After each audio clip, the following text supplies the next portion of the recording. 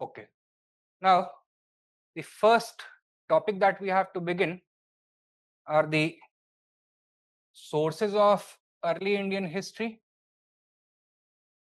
Lekin within this topic, there are some hidden themes also, namely the question about whether Indians possessed a historical consciousness or not, whether they had a sense of history or not, and if so, what was it like, right? So how do we need to look at the sources of ancient India, especially the literary sources, to discover the historical content in those? Okay, how is it different from the Western sense of history writing? And we also need to talk about the historiography of ancient India. That is how it has evolved over time. What are the various lenses which have been applied to look at Indian history, resulting in different types of pictures being generated. So it is not going to be a picture of the past through one lens only. Rather, it is going to be a picture which is a composite of multiple dimensional analysis of Indian history. Okay, so that is what we need to be familiar with. And along with historiography is also the question of periodization of Indian history.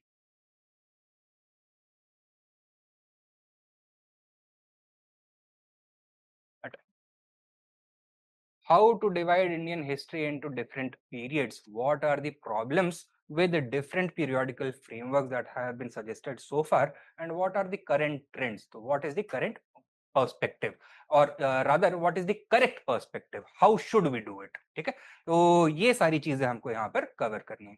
Obviously, we are also going to talk about the various types of sources: primary sources, secondary sources, literary sources, archaeological sources. We are also going to be taking a look at some of the questions that have been asked in the PYQs, right? Are you all carrying your PYQ booklet? है ना? तो उसको हमेशा साथ में रखना है अपने. That is going to be the very foundation of your preparation. जिनके पास नहीं है तो प्लीज कल से लेकर के आइएगा. I hope that all of you have received it. नहीं तो जिनके पास नहीं है वो बाहर से कलेक्ट भी कर लीजिएगा, आपको मिल जाएगा वो. And online students, you can always download it from our website. If you go to the page to enroll on the or to enlist in the foundation, among the free resources is our PYQ booklet. Please download that. ठीक है, चलिए. Now, taking a look at the table of contents. So first things first, the problem of the Indian past. Colonial scholars were the first to talk about the Indian past in the modern period, है ना? So they were the ones who were trying to judge whether Indians had a sense of history writing or not, whether Indians had a historical consciousness or not. And they had their own works of antiquity, the works of Greek and Roman authors, to compare ancient Indian literature against. Upon comparison, they found that both of these works were completely distinct. तो जो quality European sources of history में था, ancient मतलब ancient works of history में था, that quality they were not able to find in the Indian sources. So they came out with the idea that Indians lacked any sense of history writing. They were not interested in recording the past accurately for future generations. Indians were ahistorical people. They were too obsessed about spiritualism and the afterlife. Therefore, causality for Indians was not something that was rationally explainable. Rather, they always had a moral or cosmic or mythological explanation for why things used to happen in the past. For example, if one ruler defeated the other, the only explanation given by Indian scholars of the past would be that because God was angry with this ruler, he had done something wrong. That is why he was defeated. So these kinds of explanations were given. This kind of picture was created by the Western scholars, the colonial scholars, about the Indian historical sense.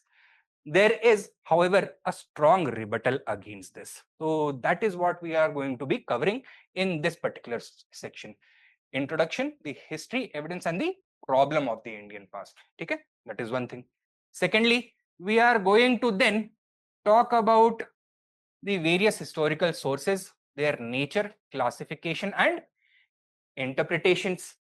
Then we are going to talk about literary sources, in which we will be dealing with indigenous literature, as well as foreign literature, highlighting their strengths and weaknesses.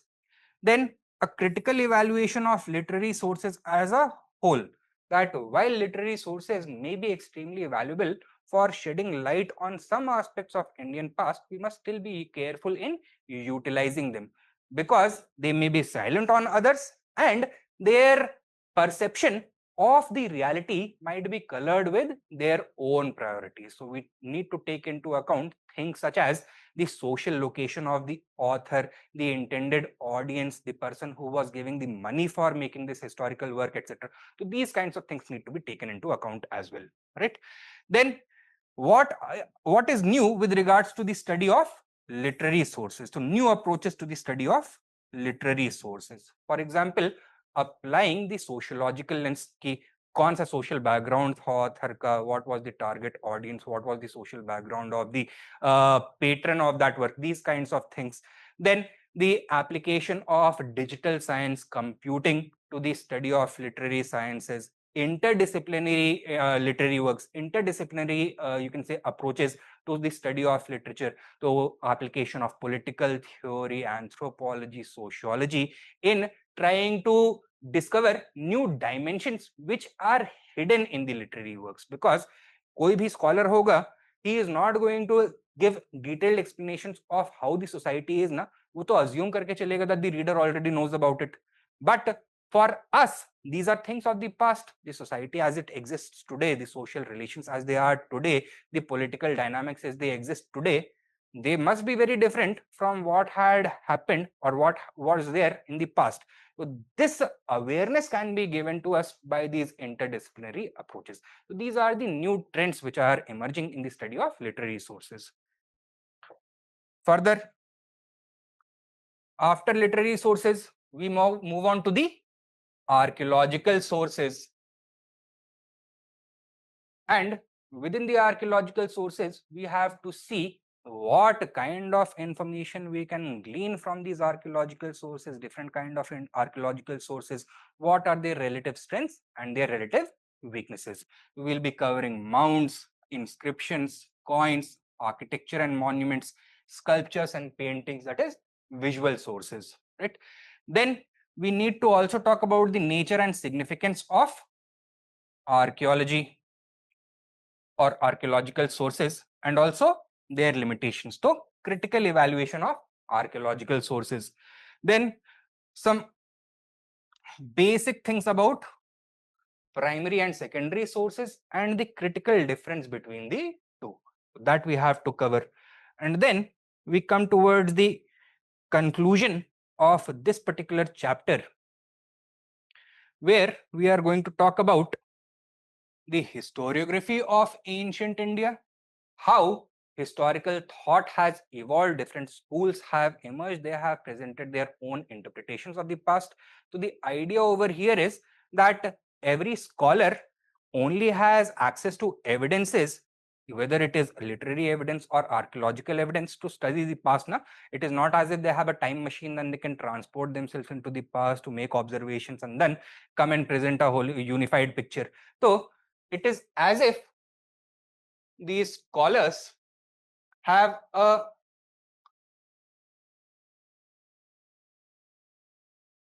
window through which they are trying to perceive reality, right?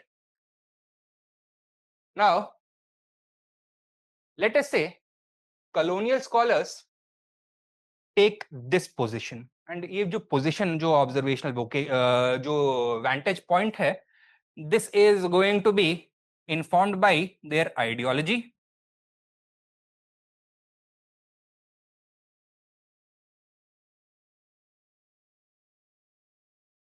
their methodology, that how they have been trained to use each of these sources, make interpretations, draw interpretations out of them, their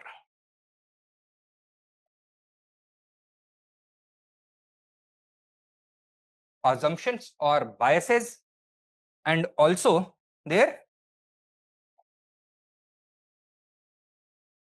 objectives. Now, ideal situation में तो history writing objective होना चाहिए, तो it should not be motivated, but each of these schools of historians are trying to fulfill their own political, economic, or social objective. So the interpretation that they make of the evidence, that is also going to be colored by these objectives. Okay, these are obviously the sources. तो बताओ, colonial scholars, if they apply their own ideology, methodology, assumptions, and objectives to the study of sources, will they give a perfect and holistic understanding of the Indian past, or a fragmentary and distorted understanding? Fragmentary and distorted understanding. So let us say this is the sum total of the Indian past. Maybe they are able to only perceive this section. The rest is a blind spot for them. Okay? Nationalist historians are going to come and they are going to apply a different viewpoint. They are going to notice, apart from this, some other things as well. ठीक है? Then Marxist scholars वो यहाँ से देखना शुरू करेंगे. From the basement of history, they are going to find faults with both the colonial as well as nationalist point of view, and they are going to reveal some other possibilities or some other interpretations about the past. Okay? Then revisionist scholars and contemporary historians are going to come along. They are going to criticize the previous three scholars. ये बोलेंगे that the colonial and the nationalist scholars have a, you can say, elite centric view of history. The Marxist scholars have a state centric view of history. What about histories from below? What about the people, how they shaped history? Okay? So they are going to take a view from below, and they are going to reveal many other hidden aspects of the past, developments that were going on simultaneously as the ones that have been investigated by the previous scholars, but they were neglected, right? Now, is any of them, ये जो चार positions हैं, is any of them revealing the total picture of history? No, they are not. But when we consider the sum total of these perspectives, then a more complete picture begins to emerge. ठीक है? तो ये जो है this window and observer thing, ये मेरे अभी अभी दिमाग में आया. तो let me see अगर if we'll reach this section by tomorrow or day the class after that. तो लेट मी सी कि अगर मैं कोई एआई के थ्रू बढ़िया से इसका विजुअल वगैरह बना करके आपको दिखा सकता हूँ, because I have started using a lot of AI not for note making but for visualizing things so that it is easier for people to understand, क्योंकि यहाँ पे वो अंडरस्टैंड करना जरूरी है. तो I try and use that. Let me see how it can be done. ठीक है, समझ में आया इतना?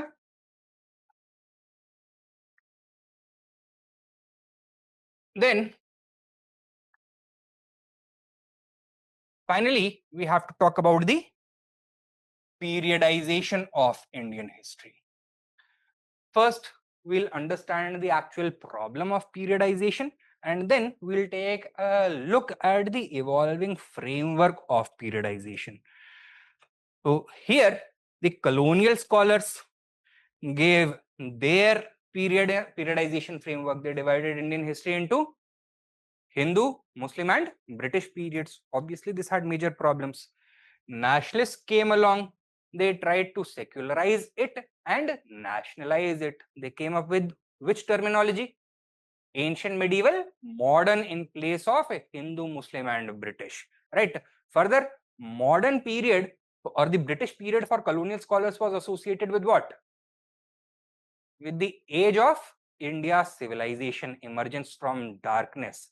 But for the nationalist scholars, it was the period in which the freedom struggle took place. India overthrew centuries of foreign rule, not only British rule, but before that, Islamic rule. Are you seeing the problem in this kind of writing also? Okay. Then Marxist scholars came along. What did they say? That both these periodizations have a major flaw. Key, they are giving hard dates for division. For example, 1206, ancient age ended, medieval age began. What is the problem with this? Only the ruler has changed, right? Nothing else has changed. Rather, there is both change as well as continuity. The previous frameworks ignore this process. That means they have a flawed understanding of the process of historical change. उनके लिए historical change क्या है कि switch जला, बत्ती जली and history बदल गई, एजेस ट्रांसफॉर्म्ड. ऐसा होता है? नहीं. So they are going to say it was a continuing process built upon the foundation of gradual socio-economic change rather than sudden transformations. So they are going to try to think about processes and systems. Further, what underpins Marxist historiography? The concept of historical materialism. Historical materialism सुना है पहले? क्या होता है historical materialism? That economic change is the foundation of all historical change. It is only with the change of technology, production systems, business organization, production methodologies that second degree changes start to take place. Once the mode of production shifts, the economic structure starts to change. Once that changes, wealth gets redistributed, new social classes emerge, they express their own political ambitions, their aspirations, they have their own ideological virtues and vices. तो उनका अपना एक खुद का ethical moral framework होता है. They also start to transform polity and hence culture. तो इस तरह से देखते हैं हिस्ट्री को. दैट पूरी गाड़ी कहां से शुरू होती है? इकोनॉमिक चेंज से शुरू होती है. Now if we are taking this kind of approach, will this neat little tripartite division work? नहीं हो पाएगा, because all these things obviously are going to take a long time to develop and materialize, right? So they discarded this and they tried to come up with their own different types of frameworks. ठीक है? But problem क्या था यहाँ पर? Once again, instead of understanding or acknowledging that economic change does not necessarily radiate from the top. So it is not only state-centered economic policy which brings about changes. Rather, at the ground level, these transformations start to take place. लेकिन वो हुआ नहीं यहाँ पर. यहाँ पे इन्होंने once again economic change को कैसे explain किया? As if some great power at the top is changing, is shifting the levers of the economic machinery, and they are the ones which are triggering this change. So they have taken an empire centric or state centric view of history. तो इसको कौन criticise करेगा? The subaltern and post colonial critics. ये क्या बोलेंगे? That the problem with the entire you can say field of history in India is that foolishly we have been trying to search for a single historical narrative. होता क्या है इसकी वजह से? We focus only on the most visible sections of Indian history and everything else gets left out. Rather, we should start thinking in terms of histories of India rather than a single history of India. So they came up with this new framework of histories rather than a single history. And finally, the contemporary historiography and the search for new frameworks. तो ये क्या बोल रहे हैं? So they are going to take into account the subaltern and post-colonial critique, and apart from that, they are going to say that Indian history must be seen as a part of global history, connected history होगा.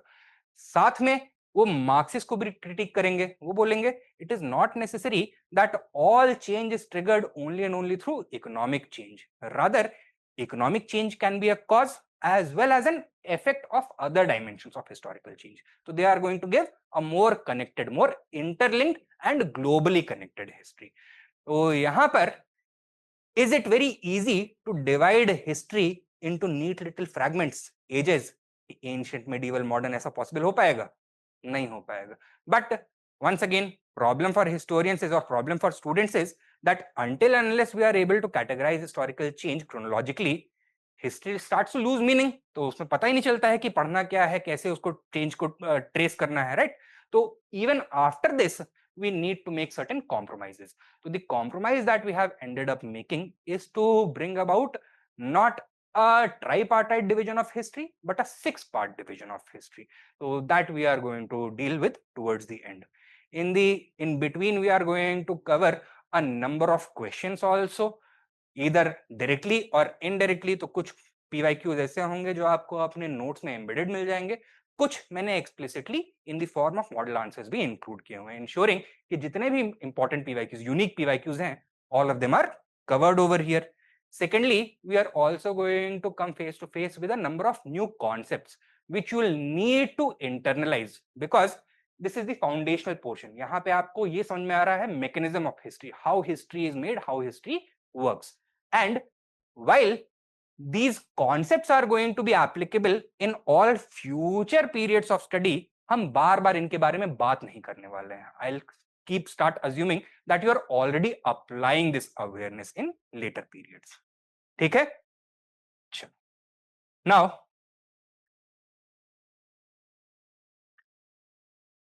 first, the problem of the Indian past, history, evidence and the problem of the Indian past. तो बताओ भाई, what is the problem with the reconstruction of history? क्या है? History by nature is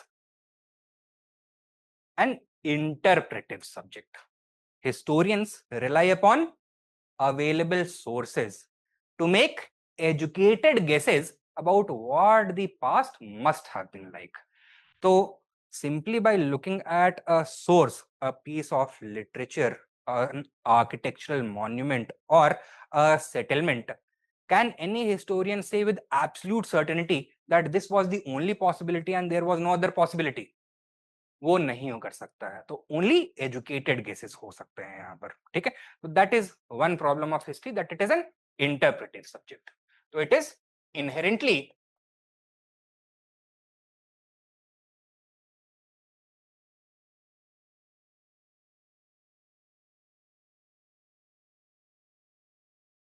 interpretive. And why does this make the study of history problematic?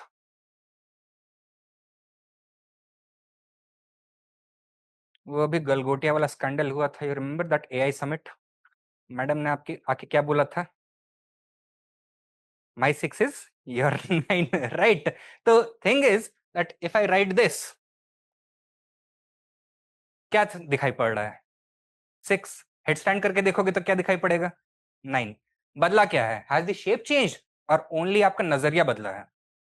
Only नजरिया बदला है, right? Now problem is that interpretation में the perspectives, the positions from which we are analyzing the evidence, that keeps on changing. So therefore there can be no single absolute interpretation of history. यानी कि there can never be any final word on history. History is inherently interpretive. तो उसके हम केवल refined drafts बना सकते हैं, कोई final draft नहीं बना सकते हैं. ठीक है, तो there can be no final word on history, only refined drafts.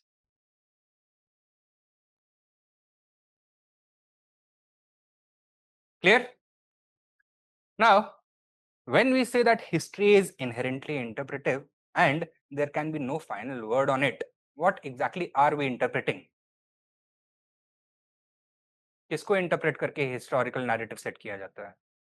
Sources को, जो अवेलेबल एविडेंस है, right? Now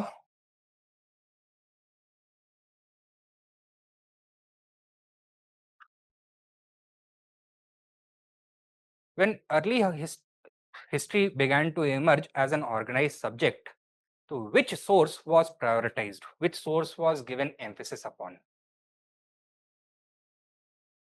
Literary sources or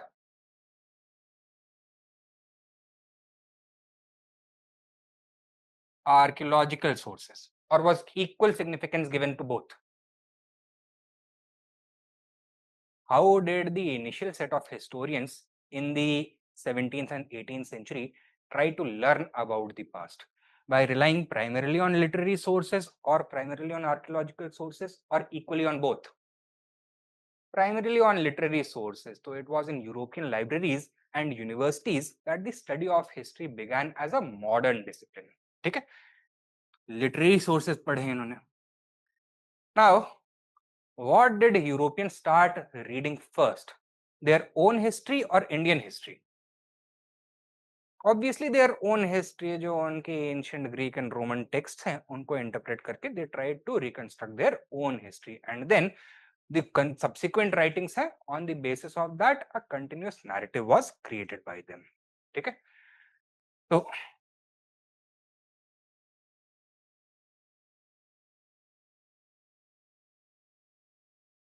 European history, it was a product of the European history writing tradition.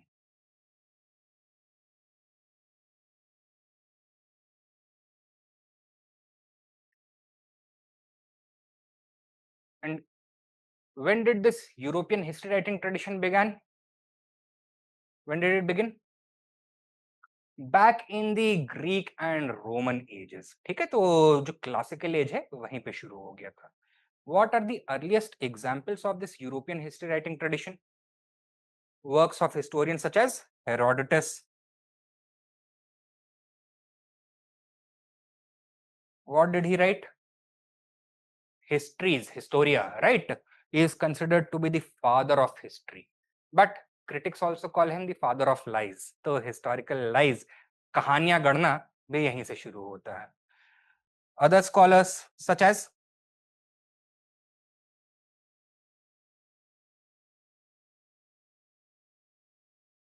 Thucydides, आजकल बड़ा news में है Thucydides. तो Trump गया था ना चाइना, तो there Xi Jinping had talked about the Thucydides trap. I don't know whether you followed this or not, right?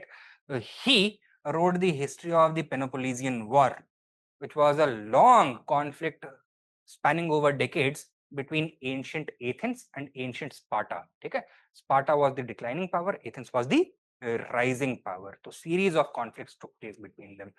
Then works of Roman scholars such as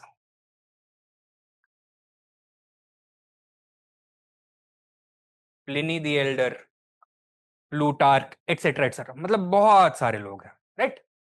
now ये जो historic European history writing tradition है, what are its hallmarks? It emphasises chronology,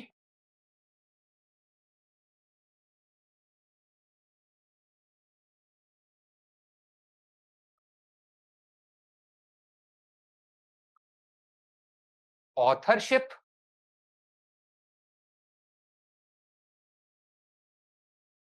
and critical causation.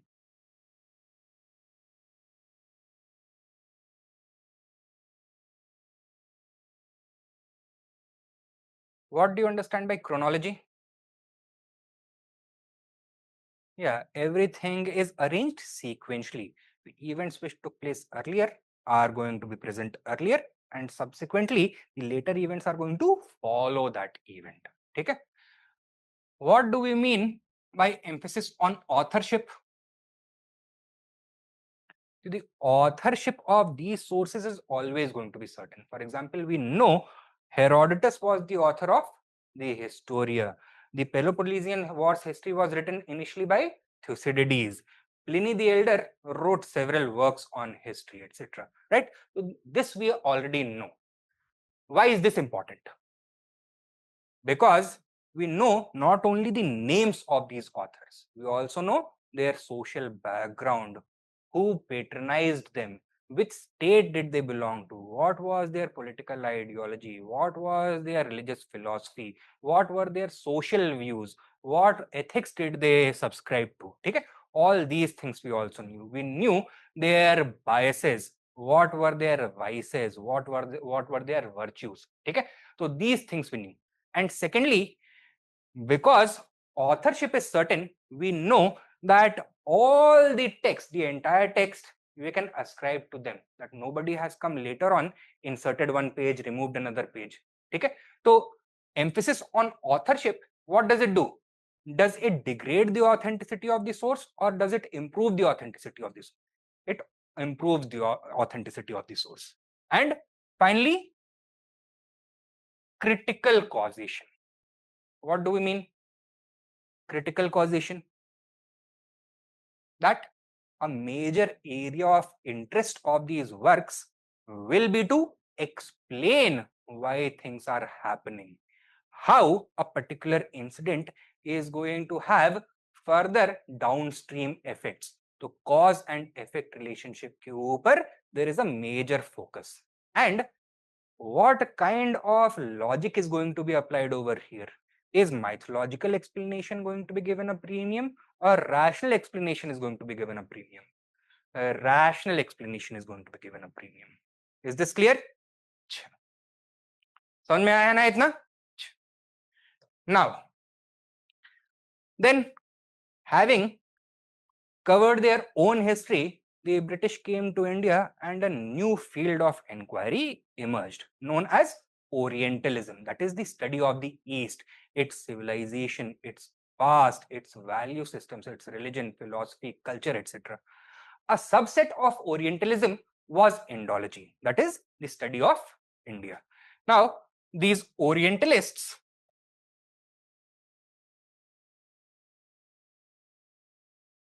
or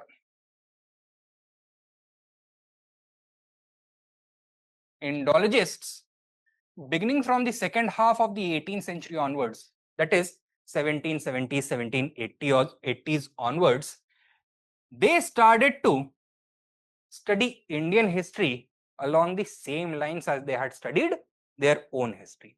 So what had they relied upon to study their own history? Which kind of source? Literary source. तो Indian history को study करने के लिए किसके ऊपर rely करेंगे? Literary sources. तो they relied on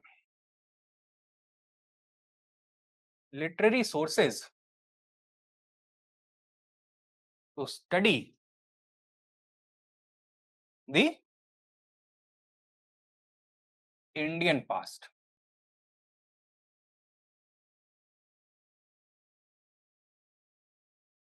ठीक है? And what was their analysis in the end? Do Indians possess the same kind of literature which emphasizes chronology, authorship and critical causation when dealing with history? और India में history को religious या spiritual lens के through देखा जाता है, religious या spiritual lens के थ्रू देखा जाता है? तो based on these literary sources, they concluded that Indian society was spiritual and ahistorical. The Indian literary tradition, instead of emphasizing chronology, authorship, and critical causation, it favored mythology,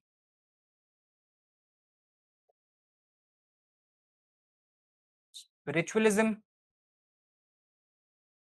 genealogy,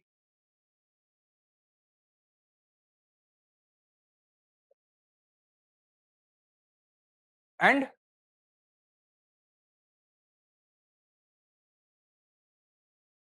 salvation.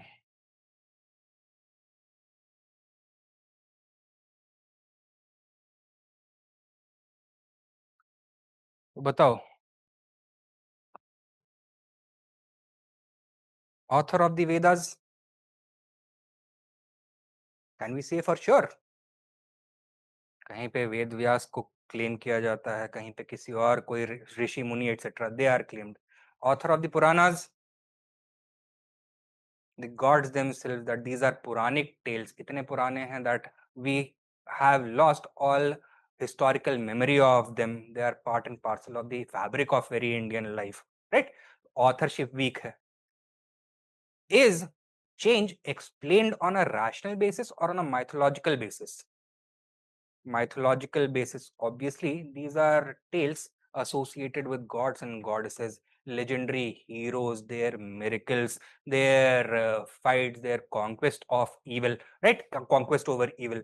तो ये lens दिखाया जा रहा है. The absorption of this kind of knowledge, what is the ultimate objective? Is it to learn valuable lessons from the past so that you do not repeat the mistakes made by previous generations of human beings? Or is it spiritual elevation and realization of salvation? Salvation, spiritual elevation, right? Moral improvement, realization of the four purusharthas, dharma, arth, kama, moksha, etc. So, ऐसे में, would it be correct to say that these Indian sources lacked any source of history, and therefore, since Indian intellectuals were not interested in history, Indian society was ahistorical or not? ऐसा बोलना ठीक होगा या नहीं होगा? बिल्कुल ठीक होगा. In fact, this is what the foreign scholars claimed. And main focus किसके ऊपर है? On spiritual salvation, moral upliftment, spiritual nourishment, etc. These kinds of things, right? Spiritual well-being के ऊपर है. So it was spiritual and ahistorical. And the ultimate conclusion that they drew was that Indians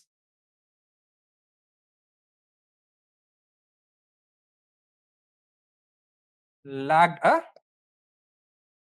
sense of history.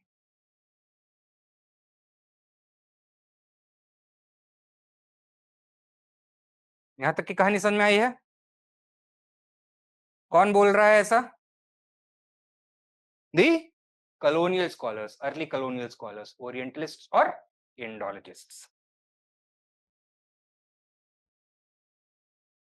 Should we pursue this line of thinking and not study the ancient Indian texts as a valuable source of history, or do we still need to use them? We still need to use them. Therefore, we must justify their use also. We don't need to do it. An eminent historian has already done it for us. So, who is the loudest voice over here? Romila Thapar. Romila Thapar has given a strong rebuttal to the Indologist Orientalist critique of the Indian history writing tradition. The first thing she says, who died and gave you the right to decide what is history and what is not history? Okay? So she says that the colonial dismissal of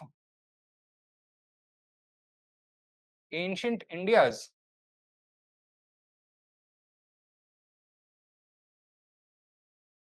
historical consciousness is Eurocentric.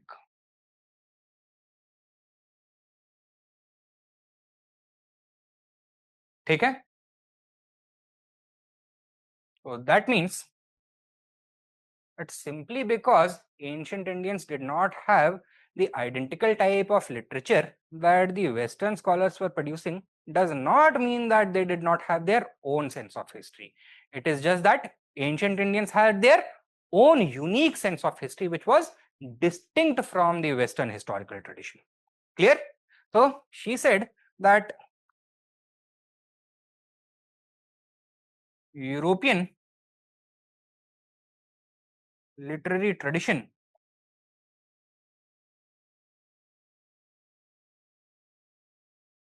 is not synonymous with historical consciousness.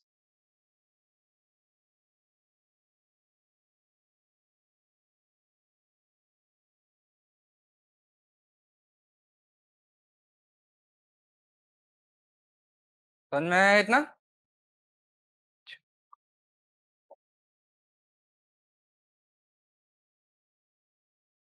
Secondly, she said that a sense of history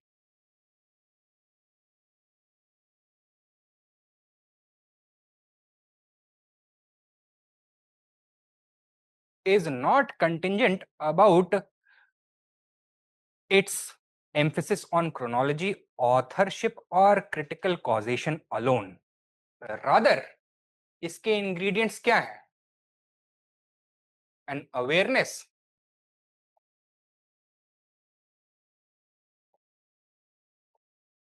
of time,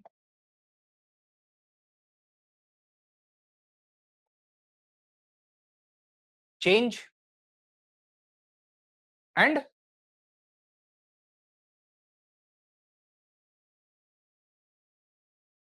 causation.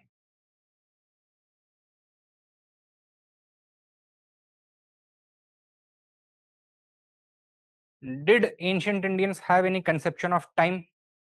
How did they conceive time? As a circular process or as a linear process? Both circular as well as linear. So if you look at the Puranas, they talk about manvantras, sargas, pratisargas, yugas, etc. So 4 yugas, the universe ends, another cycle begins. But within those 4 yugas, you need to go from one yuga to the other, na? And it consists of several thousands of years. So both linear as well as cyclical understanding of time Indians had. Then the process of change. Did ancient Indians have this consciousness that over time the conditions change, the realities transform, political systems change, the degree of virtue in the universe, the degree of vice in the universe, that changes? Yes, Sat Yuga, Treta Yuga, Dwapar Yuga, Kal Yuga, etc. What is all of this? भाई सतयुग में morality top पे है, by the कलयुग it is going to decline. If this is not an awareness of change, then what is an awareness of change was her argument. ठीक है? And causation. Now, not all texts may emphasize only on material causation. They may try to envelop material changes as mythological changes. This does not mean that they did not have awareness of material changes. Rather, they chose to envelop it, to present it in mythological terms because they were trying to serve a different purpose. But that does not mean that they thought that things happen spontaneously. There has to be an impetus for making change. ठीक है? तो ये चीजें होनी चाहिए. And she said that Indian literary tradition had all these qualities and then some to spare. ठीक है? तो the Indian literary tradition possessed all these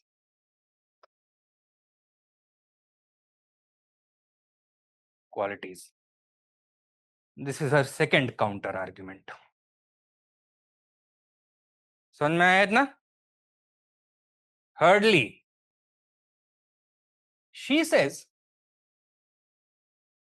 that the original Orientalist scholars or the colonial scholars did not look at all available literary sources. They looked at only a small portion of those literary sources. They dealt with primarily what kinds of works?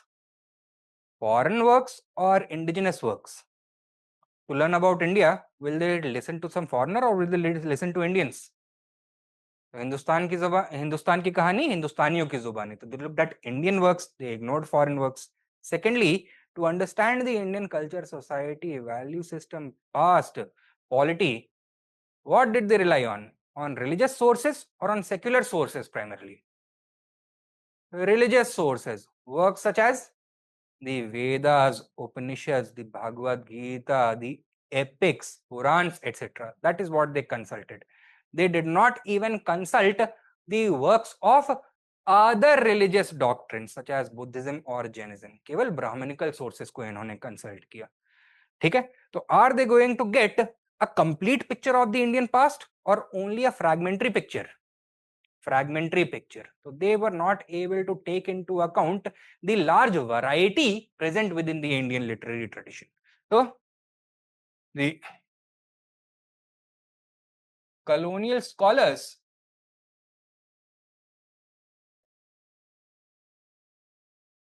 ignored a large portion of the Indian intellectual tradition.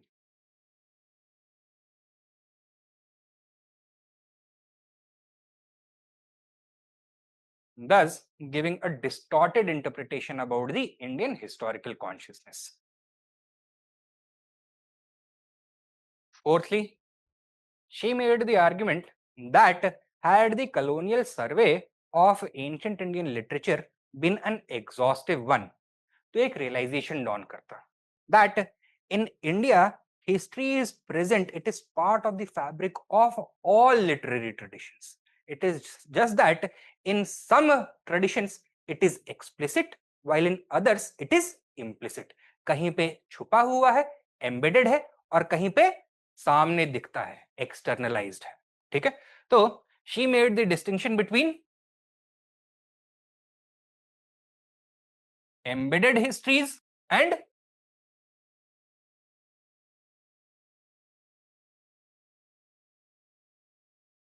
externalized histories.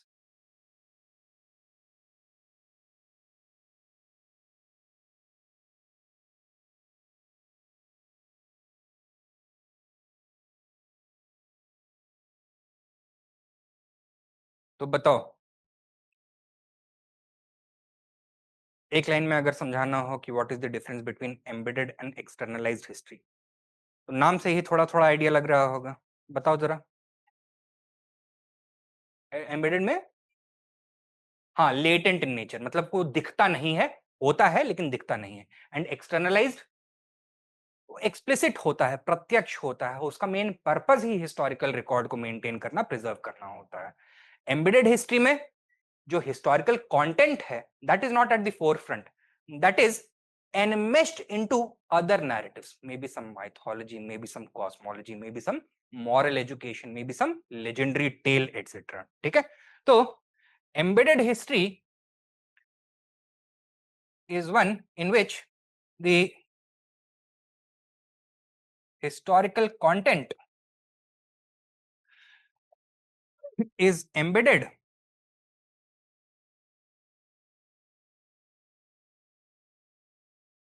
within a genealogical, mythological, moral, or spiritual framework.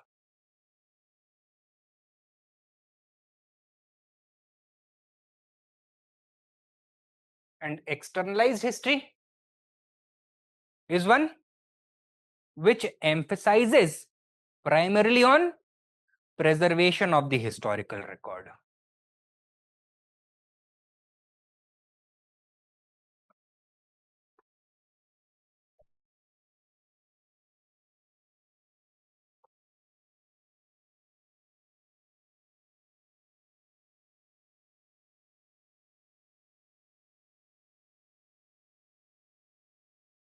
Now,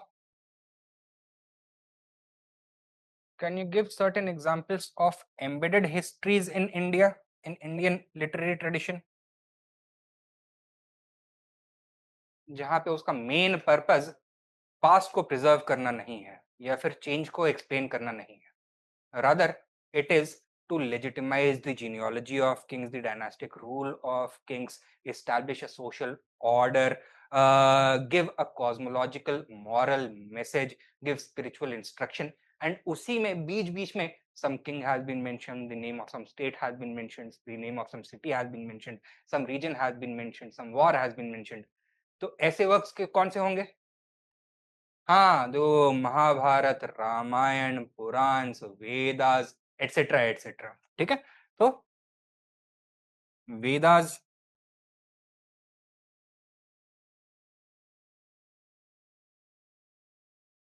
Purana,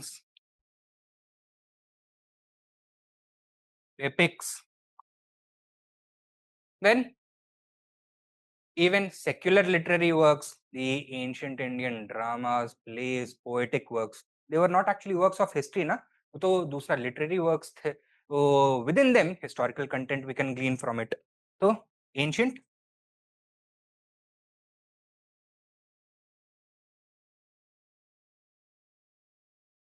literary works,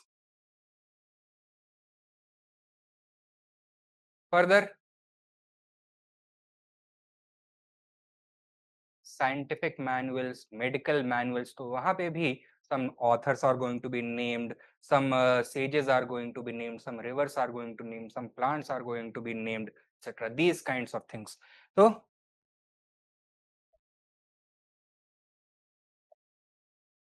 professional manuals, law books, etc. etc. मतलब large variety of such works you will find out. ठीक है? And externalized history, can you give some examples?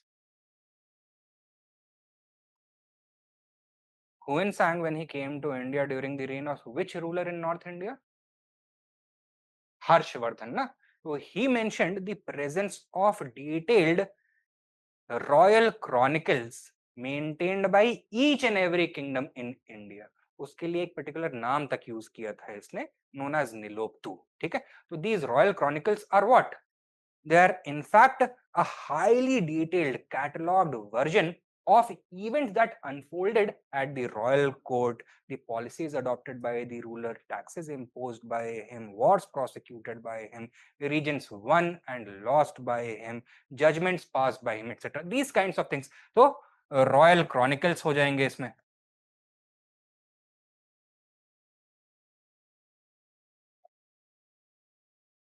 और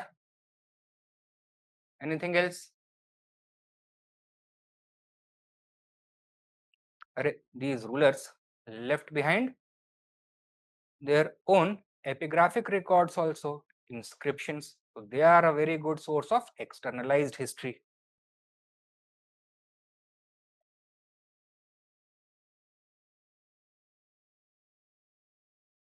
What else? Anything else?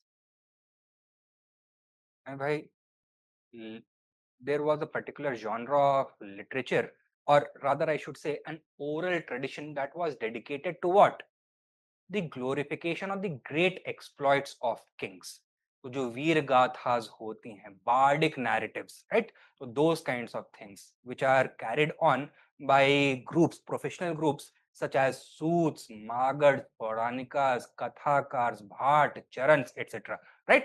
So these bardic narratives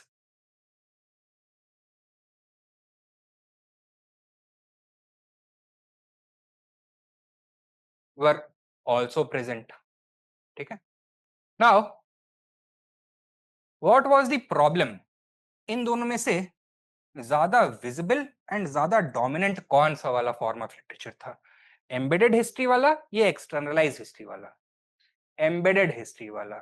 लेकिन यहाँ पे history क्या four front main focus में है, और is it in the background blurred? It is in the background, it is blurred.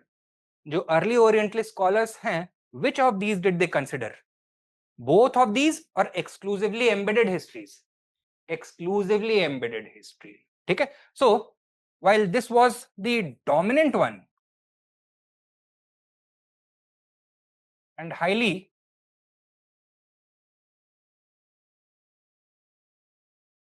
visible form of the Indian literary tradition. This was the non-dominant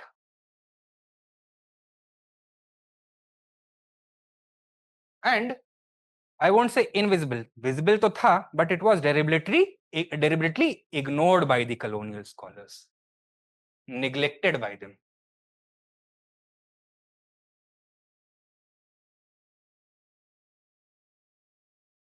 ठीक है?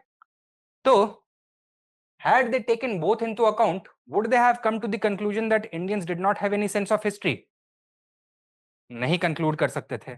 एक तो they relied only on this and इसका भी इन्होंने सही interpretation दिया नहीं दिया because they did not feel that इसमें कोई हिस्टोरिकल कंटेंट था. They simply felt that it was ahistorical, but here we know that it is embedded history. They simply had to look for it. ठीक है. And तो यहाँ पे रोमिला थापर ने क्या क्या बोला है कि एक तो किसी की अम्मा नहीं मरी और वसीयतनामे में अंग्रेजों को बोल के चले गए कि you have to decide what is history what is not history. There is a very Eurocentric view of the past. That is one thing. Secondly that जो सेंस ऑफ हिस्ट्री है the Europeans don't have a monopoly on it and therefore sense of history के और parameters हैं which should be taken into consideration. European scholars ने क्या तीन parameters दिए थे? Chronology, authorship and critical causation. यहाँ पे क्या है? Awareness of time, change and causation. Awareness of time, awareness of change, awareness of causation. And Indian literary tradition possessed all these qualities, so they qualify. Thirdly, they ignored a large portion of the Indian intellectual tradition. They completely ignored the externalized forms of history, focused only on religious sources, and even there they did not realize that they consist of embedded historical content. Okay? So the picture that they created of the ancient Indian historical sense was a distorted and flawed one. In reality, Indian historical consciousness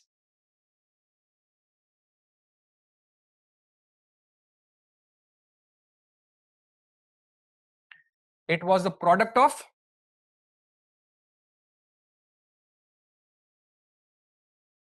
what? जैसे European historical consciousness was a product of the European historical context, their social dynamics, their political pressures, their economic priorities, their cultural objectives. वैसे ही जो Indian historical consciousness है वो भी क्या European context के through inform होगा और will it be informed by the indigenous context product of the Indian historical context.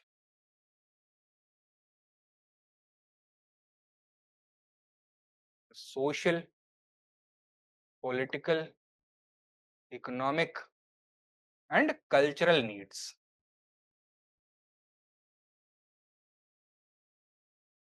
And thus, is it fair to expect it to be identical to the Western historical consciousness?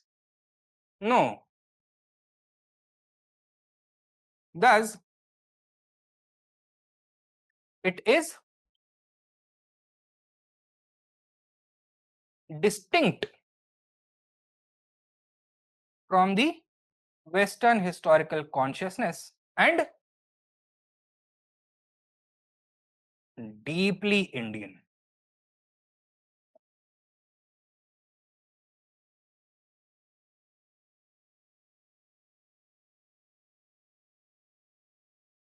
Does that mean that it was somewhat less than the Western historical consciousness?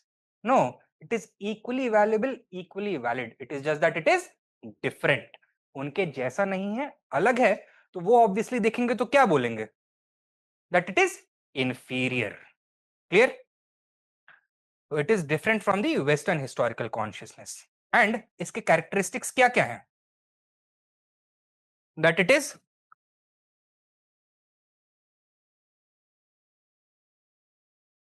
genealogical,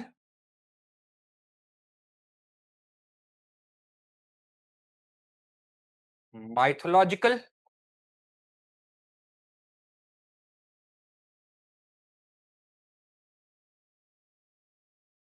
cosmological, and instructive.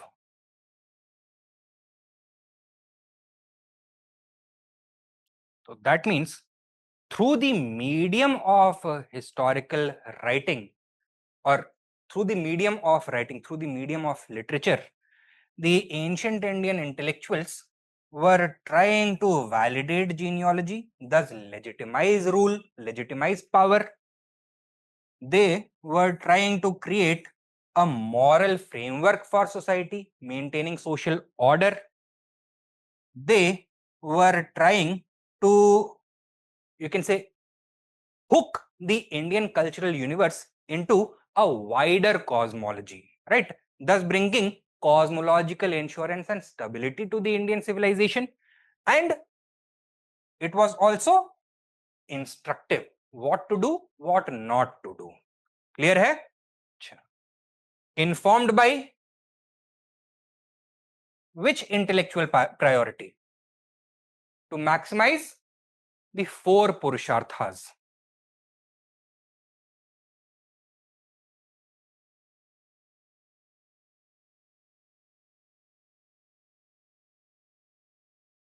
What are these?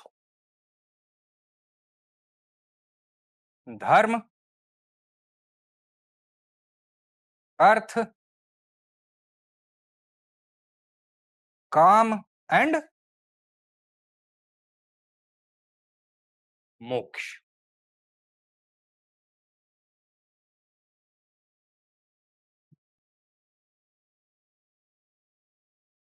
ठीक है?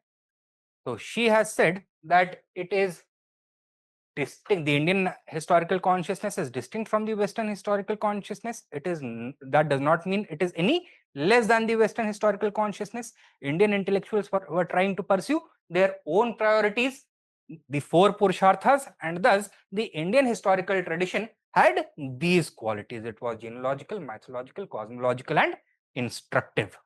And finally,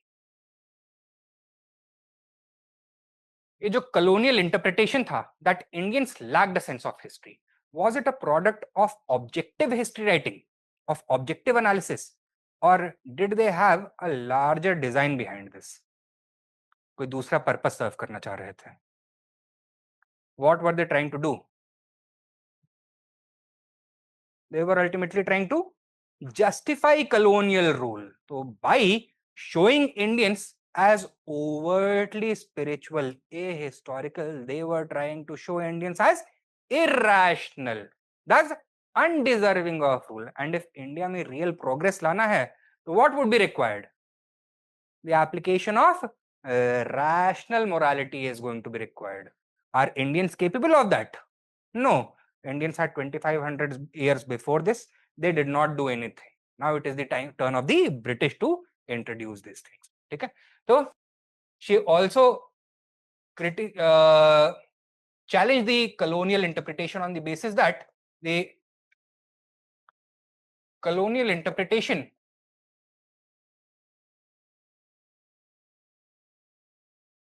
of the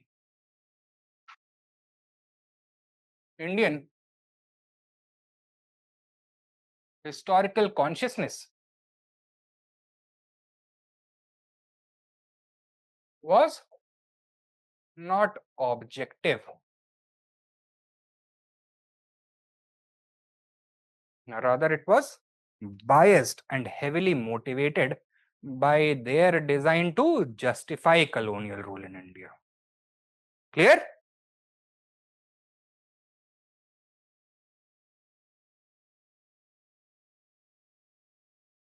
I hope everybody is following me, online students. I hope this is clear.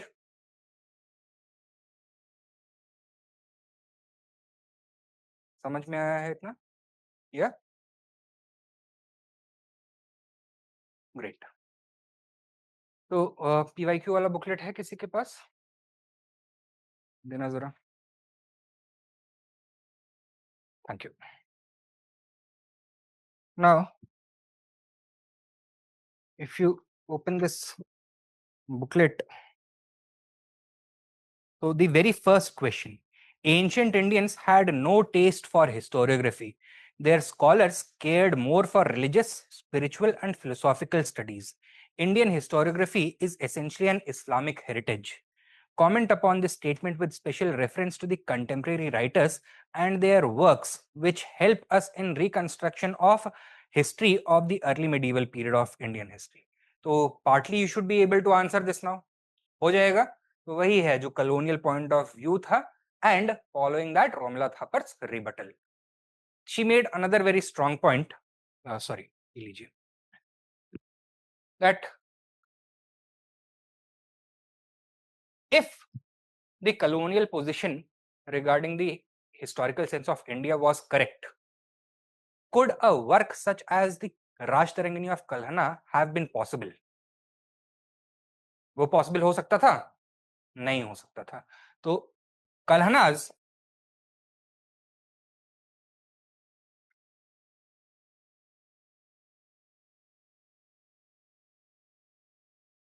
Raj Tarangini,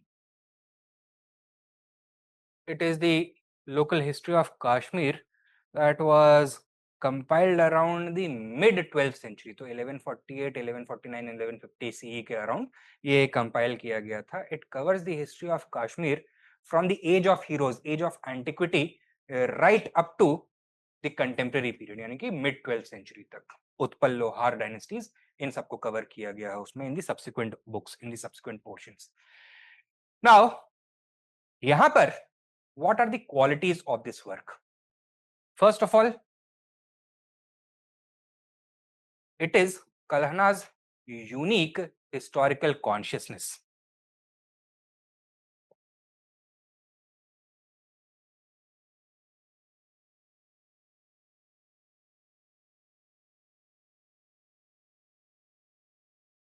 क्या है वो? That history is a continuous process. ठीक है? Secondly, it is Kalhana's scholastic attitude.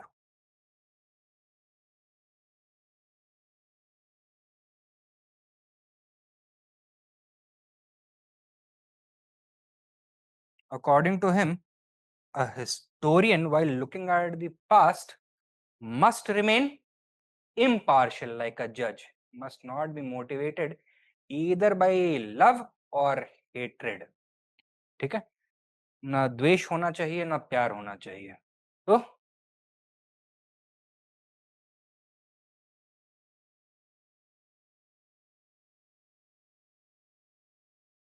his historical methodology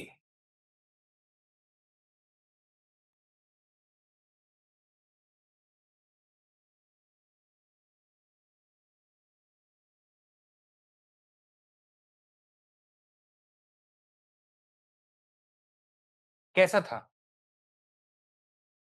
It was consultative and comparative. So, for writing his history, he consulted various other books written by previous authors.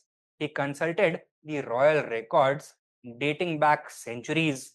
He also took account of ancient monuments, those monuments which were ancient in his period. So monuments in Kashmir which were 700, 800 or even 1,000 years old by this point of time. ठीक है? तो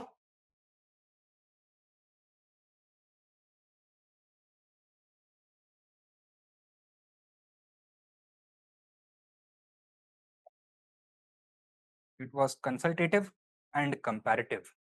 And what is the historical quality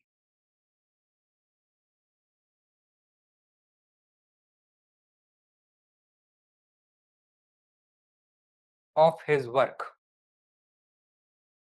Has it presented an overly glorified version of Kashmir's history under royal patronage, or has he given a critical account of Kashmir's history? Critical account दिया है. तो even जो powerful rulers हैं उनकी भी wrong policies को, mistakes को इसने क्रिटिसाइज किया है।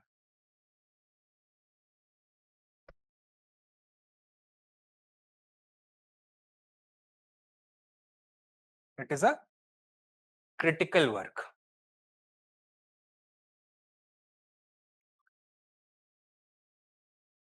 Further,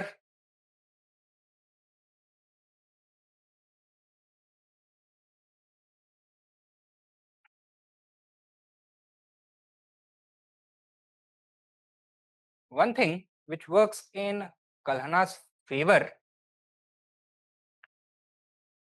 is that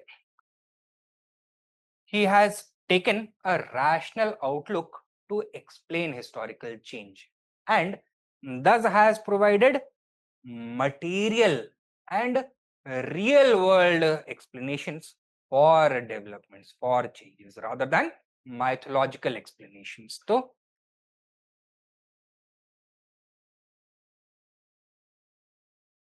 causation का mechanism क्या है? It is materialistic rather than mythological. Further, when it comes to the reconstruction of the political history of Kashmir,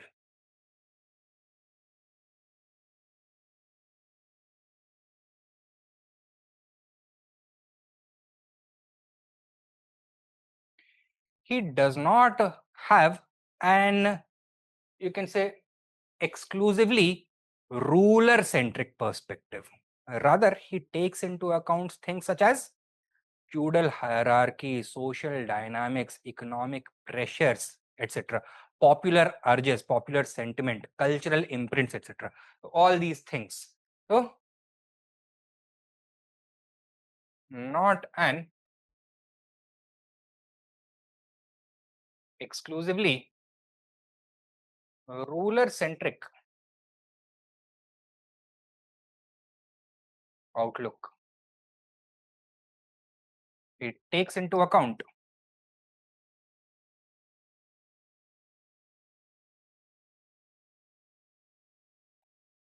various impulses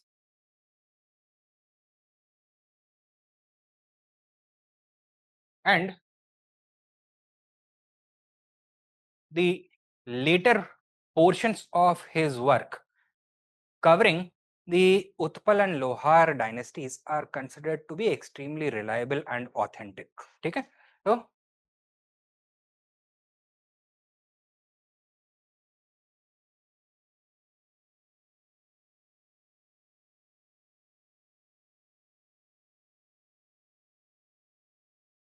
they were highly authentic.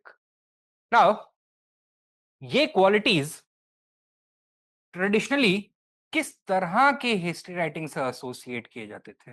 Are they traditionally associated with native writing और western writing? Western writing, but this kind of writing existed in India. तो ये अचानक से emerge हो गया होगा? Kalhana would have been an exception in India और would he have been the final product in a long existing tradition? He was the final one in a long existing tradition. This is the point that Romila Thapar is trying to make here. Okay? But Kalhana's Rajtarangini proves that a vibrant, rational history writing tradition existed in ancient India. So the colonial allegation that Indians had no sense of history, does it hold water or should it be rejected? It should be rejected. It is full of holes. Okay? However, there are certain problems with Kalhana's Rajtarangini also. So,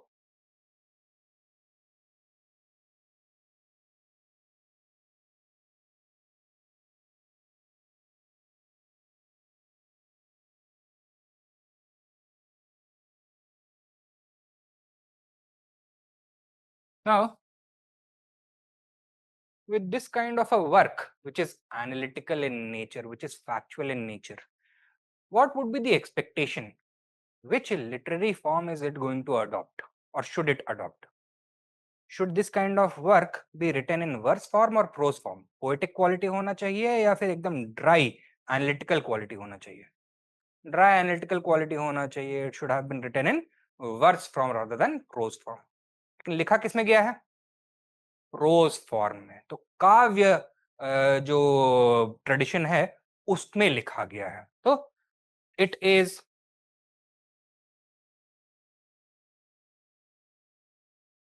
written in the काव्य tradition. काव्य tradition कौन सा tradition होता है? जो epics में literary tradition utilise किया जाता है ना, which has a particular musical quality too, एक रिदम होता है उसमें, you need to, it is usually spoken, read aloud large gatherings में, असेंबलीज में, स्टोरी टेलिंग का एक मीडियम होता है, तो दैट क्वालिटी इट हैज। ठीक है, तो that is the epic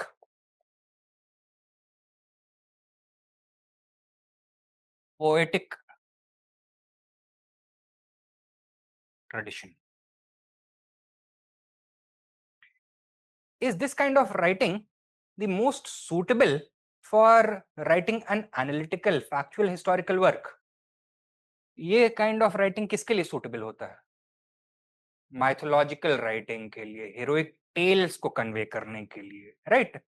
and because it is written in the kavya tradition, केवल एक लिमिटेशन नहीं है that every line has to rhyme with the other, it has to have a particular musical meter, melody होना चाहिए इसमें, केवल ये limitation नहीं है। रादर ये जो काव्य ट्रेडिशन है वो अपने आप में एक जॉनरा है, राइट? तो particular types of narratives are part and parcel of this genre.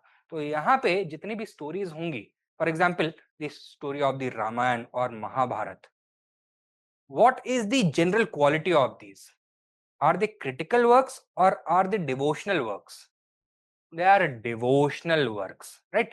तो वो क्वालिटी हमको यहाँ पे भी थोड़ी थोड़ी देखने की मिलती है। yes, it is critical but not to the same extent as you would expect a scientific work of history to be।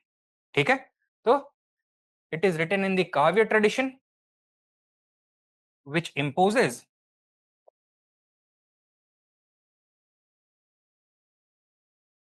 some limitations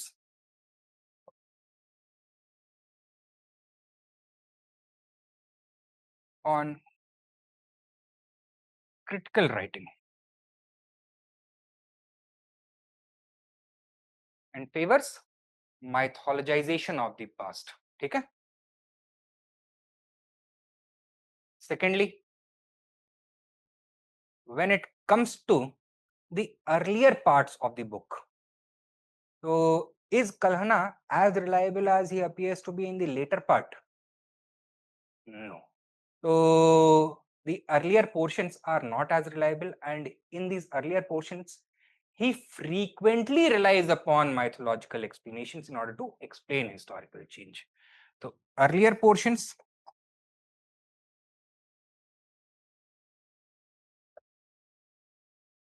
they are not very reliable।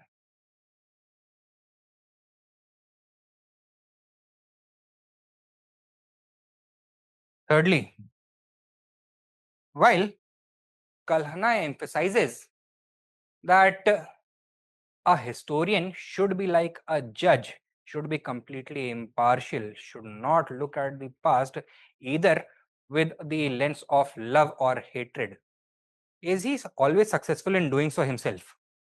No। तो कई जगहों पर इसका जो innate bias है that shows through। He belonged to which group?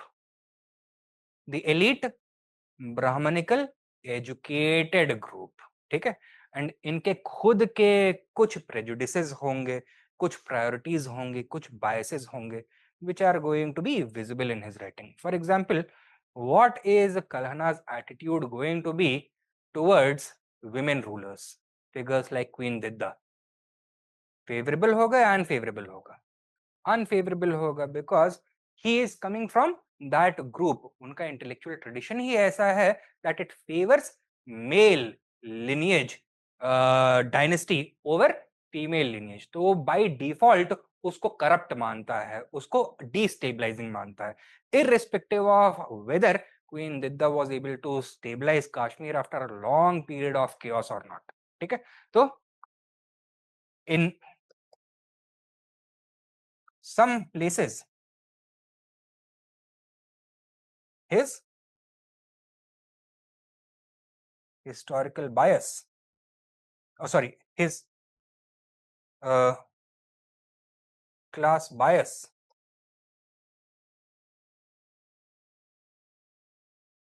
is also visible.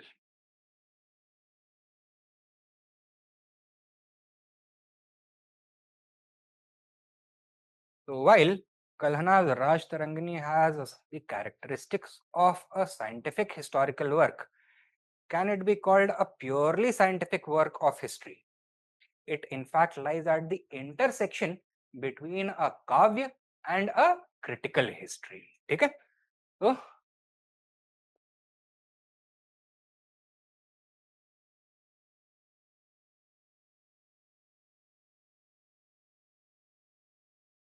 काव्य और critical history के इंटरसेक्शन पे एग्जिस्ट करता है the Raj Tarangini.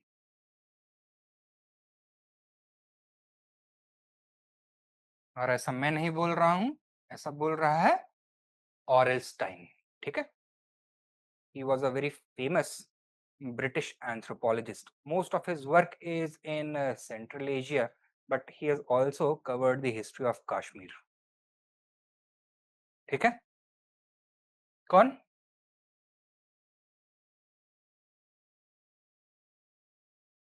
Orelstein. At the same time, Orelstein has nothing but praise for the Kalhana's Raj Tarangini. वो बोलता है it is the finest work of history in the entire Indian literary tradition. दोनों चीजें बोल रहा है. Clear? Now, give me that PYQ booklet once again. उसको खुला रखो. ठीक है? I'll be referring to it again and again.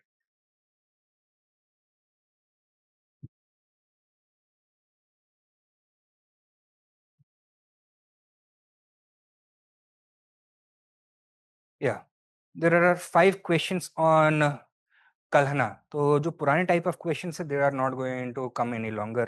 For example, write a short essay on Kalhana as a historian. ये नहीं आने वाला है. Assess Kalhana's views on history. ये नहीं आने वाला है. क्या आ सकता है? Evaluate the Raj Tarangini as a source of history. Will you be able to do that? Do you consider the Raj Tarangini of Kalhana to be a reliable source of the political history of Kashmir? Why? हो जाएगा. Kalhana's Raj Tarangini is the best example of history writing tradition in early India. Discuss. हो जाएगा? ठीक है. तो ये तो हो गया भाई. देखो हमने थ्योरी कवर कर लिया है. अब ये जो टेक्स्ट है, रफली the same kinds of things are written over here. तो आज तो आपको टेक्स्ट नहीं मिल पाया था, but from tomorrow onward I would expect that you are going to have already read this text before coming to the class. But if you want I can go through this line by line अगर आप चाहते हो. Otherwise we can move along, क्योंकि सारी themes हमने cover कर ली हैं. Does anybody want me to go through the text या फिर आगे चलें? बताओ. आगे चल सकते हैं? समझ में आ गया ना ये? चलो.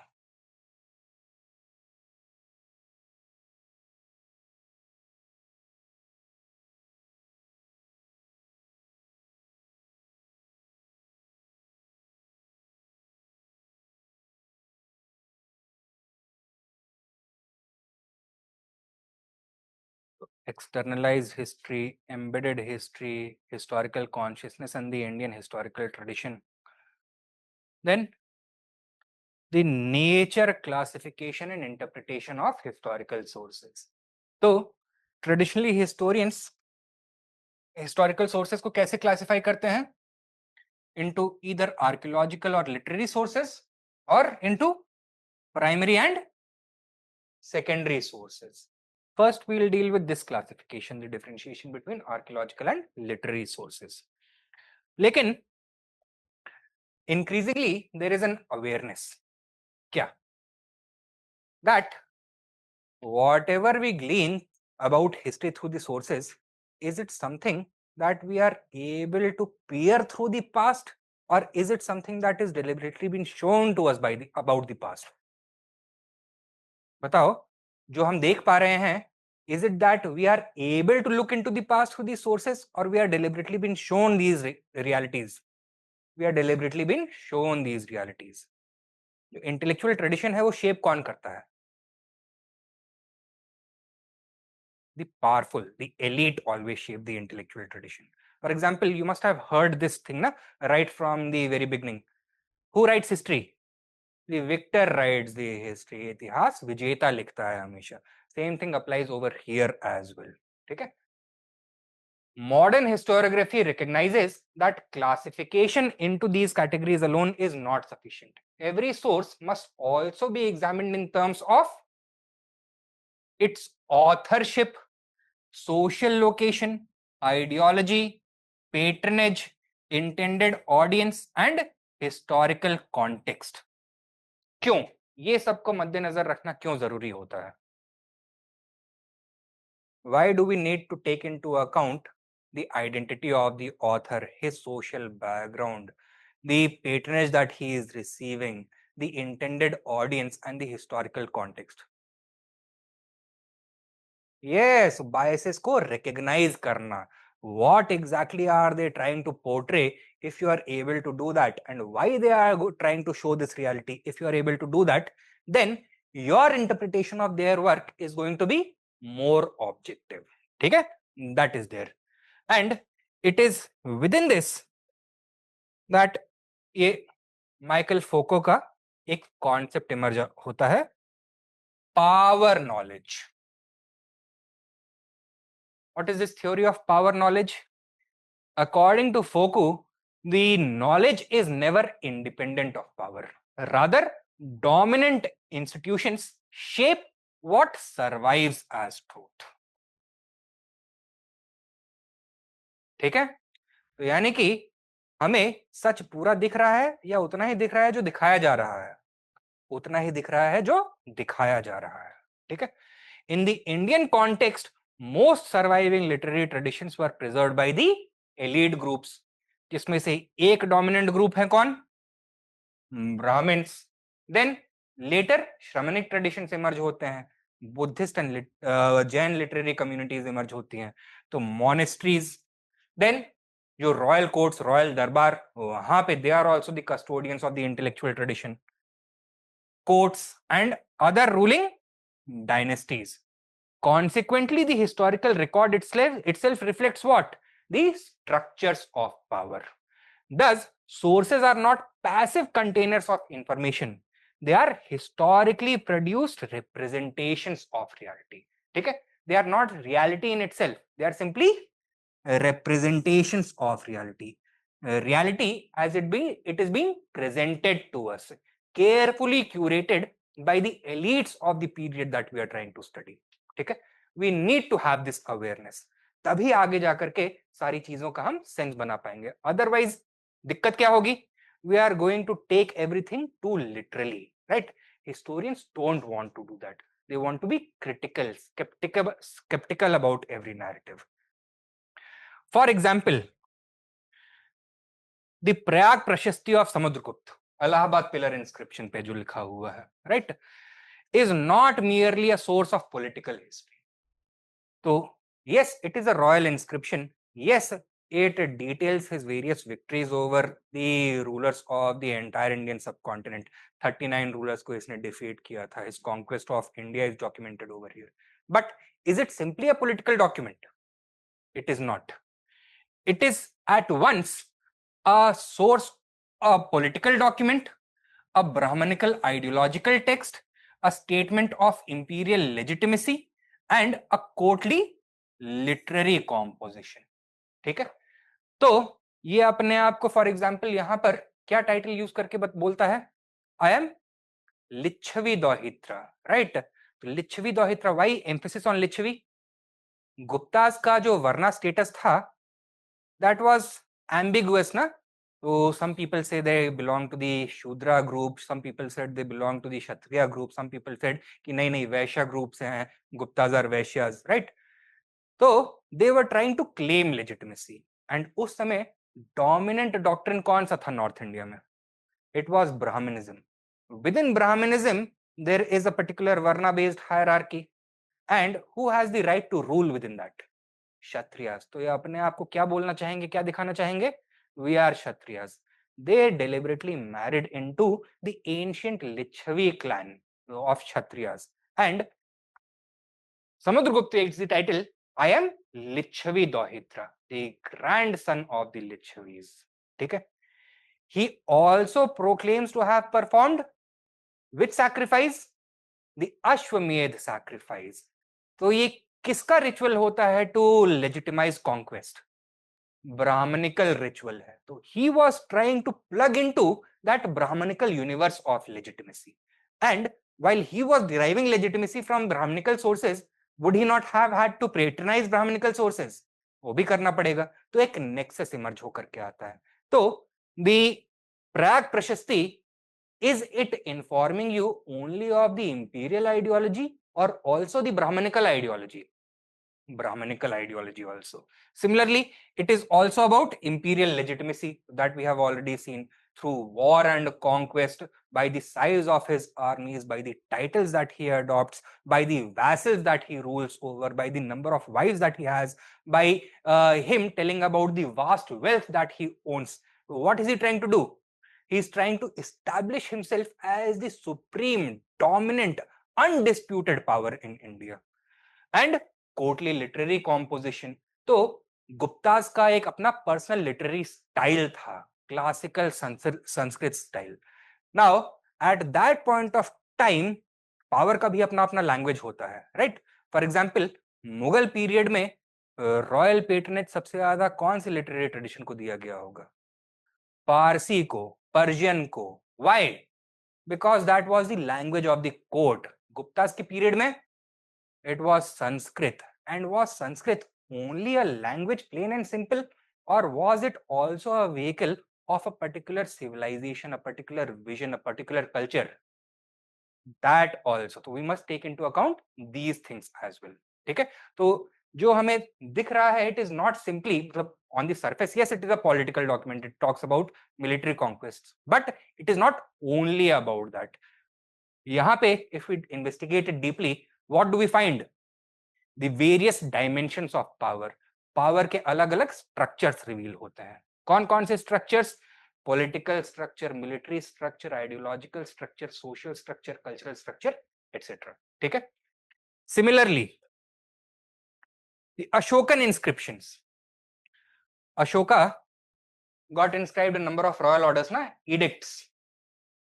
So superficially, what do they appear to be? They're instructions to either people or to his officials. But are they only mere secular instructions to the officials or to the people?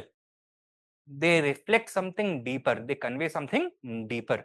They are instruments through which the Mauryan state attempted to morally regulate society. ठीक है? So Ashoka had already conquered the entire subcontinent through military methods. What was missing? Soft power was missing. तो ये जो धम्मा है, these edicts through which dhamma was being propagated, that was the mechanism for him to establish moral control, spiritual control. ठीक है? And construct a new model of kingship centered around dhamma. तो इसके पहले जो अर्थशास्त्र वाला रॉयल इंस्टीट्यूशन है, what kind of power was that based on? Hard power or soft power? Hard power exclusively. It talked in terms of population, treasury, dand, that is military, kosh, treasury, etc. These kinds of things, right? अब क्या आ जाएगा? The king was not simply a spiritual ruler, simply a temporal ruler. He was also a spiritual guide, a friend and philosopher. So a moral dimension was being added to the institution of the emperor. ठीक है?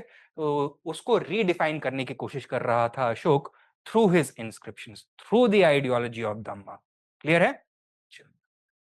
Further जितने भी sources, archaeological remains, inscriptions, coins, literary traditions, foreign accounts, are not merely repositories of history.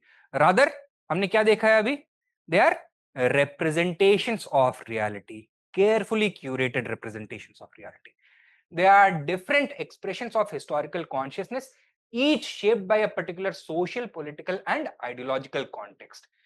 Only through their critical and comparative analysis can the historian reconstruct complex realities of ancient India's past. Thus, the study of India requires both, first of all, critical examination of the sources, यानी कि किसी भी source को हम face value पे नहीं ले सकते हैं, and secondly, a theoretical reflection on the nature of historical knowledge itself.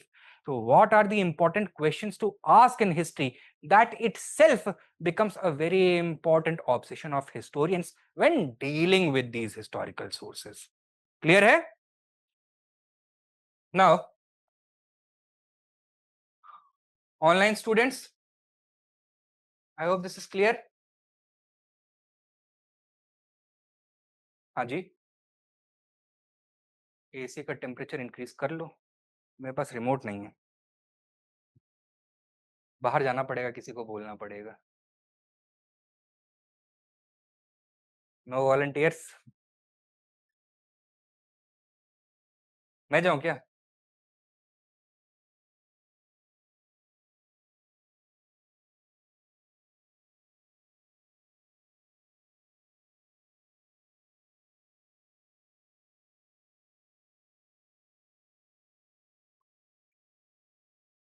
Just एक मिनट में we'll be back and then we'll going to continue. Okay.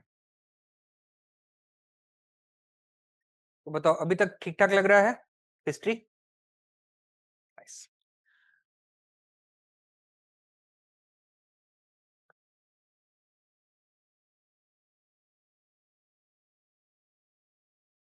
Thank you. चले. Now, literary sources. For the sake of convenience, ancient literature को हम कौन कौन से portions में divide कर सकते हैं? Native literature, indigenous literature and foreign literature. And native literature can further be divided into religious and secular literature, right? So first we have to talk about religious literature. Now, within religious literature, what are the various types of literature?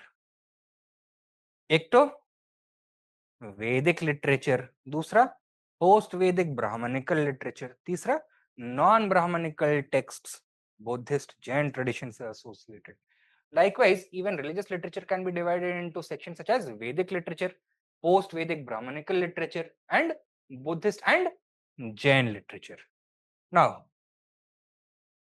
जो Vedic literature है, it is also known as Shruti literature. श्रुति का मतलब सुना हुआ, सुनना, ठीक है? That which is heard. किसी ने बोला, किसी ने सुना है. किसने बोला? What is the core belief? These are divine works. These are not man-made works. These were revealed to man through godly intervention, through divine intervention. तो ऐसे वर्क्स को क्या बोला जाता है? Revealed works.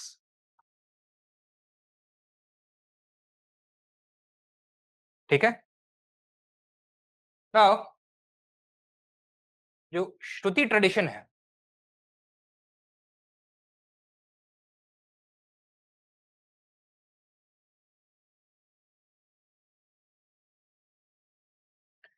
it consists of which works? The four Vedas. ठीक है?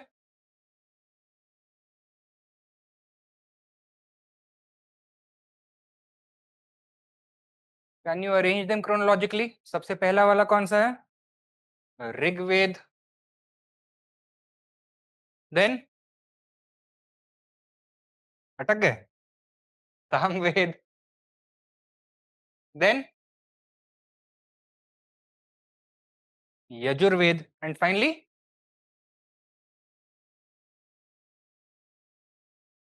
अथर्ववेद. ठीक है?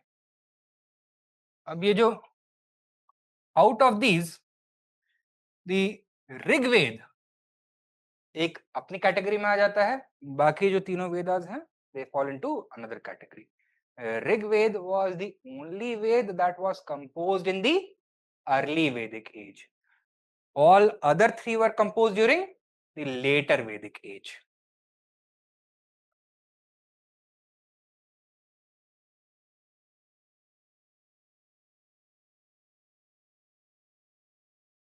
When were they compiled? Much later. Okay.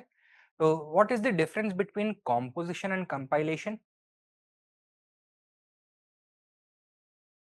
Composition means when they were originally conceived, when they were originally created, and compiled means when they were put into written form for the first time. Okay. So they were composed during the Vedic age, they were compiled during the post Vedic age, maybe during the Mahajanpat period. From then till a lot later they continued to be compiled. समझ में आया ये distinction? Now ये जो वेदास है ना, they also consist of various types of works. Each Veda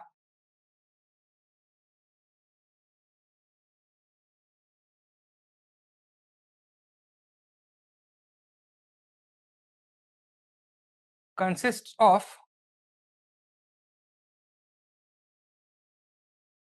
a samhita, one or more brahmanas,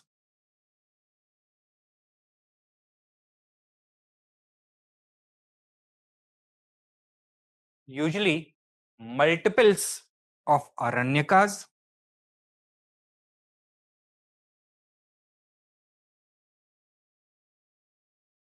and several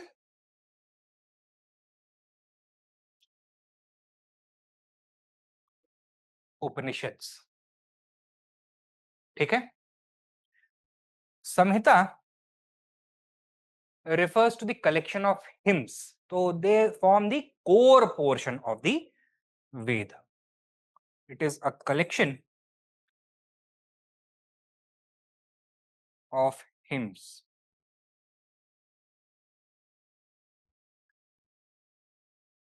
Brahmanas क्या है?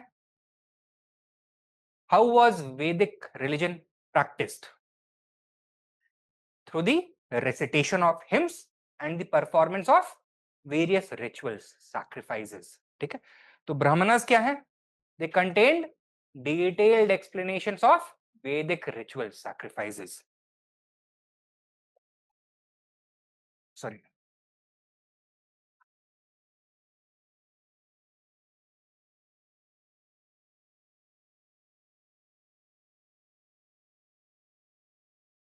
They carry the details of ritual procedure.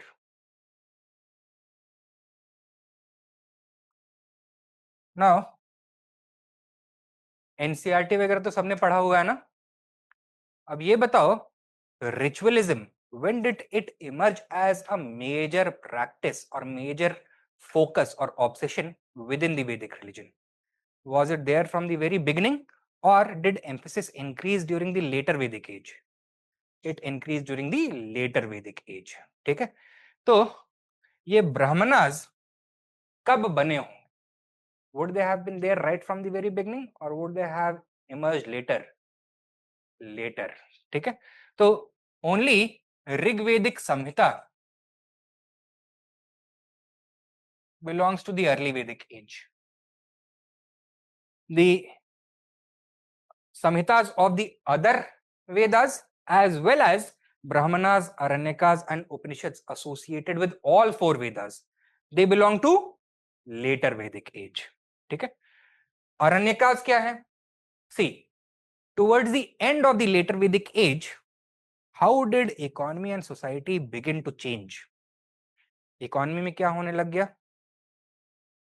Agriculture का expansion, decline of pastoralism, because of which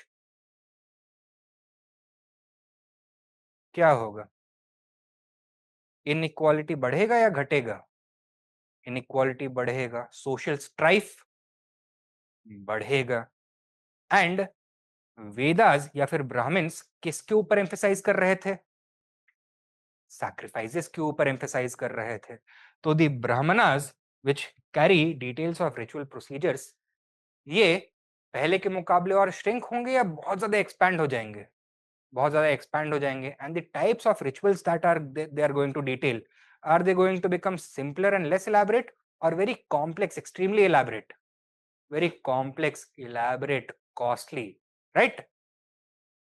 So would there not be a logical resistance against this kind of change?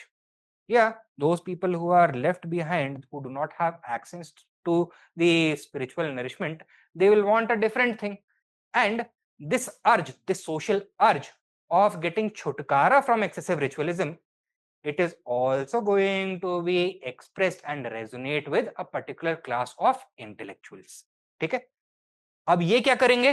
They are going to carry out philosophical inquiries of the Brahmanas. ठीक है? And वो किसमें लिखा हुआ है? आरण्यकाज में। आरण्य का मतलब फॉरेस्ट, तो दीज आर फॉरेस्ट बुक्स। तो philosophers after taking sanyasa, where would they go? Into the forest to do what? Meditation, तप करने के लिए जाते थे। And what would they meditate upon?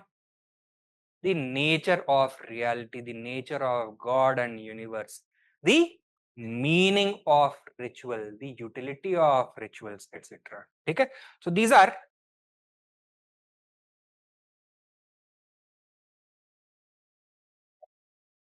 philosophical inquiries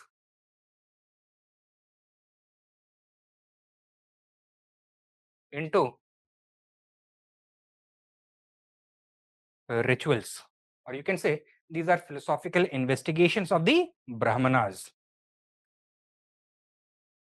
And what would these people conclude? Should we do even more rituals, or should we completely reject rituals? Completely reject rituals. In this case, what is true religion? क्या है? It's a great mystery, right? And how to demystify it? By trying to learn the true nature of God, the relationship between man and God, the meaning of salvation, the cycle of birth and rebirth, how to end this cycle. These kinds of questions are now going to become important. Religion is going to become ultra philosophical in nature. Okay? So these are works of pure philosophy dealing with which question? Metaphysics. ठीक है? तो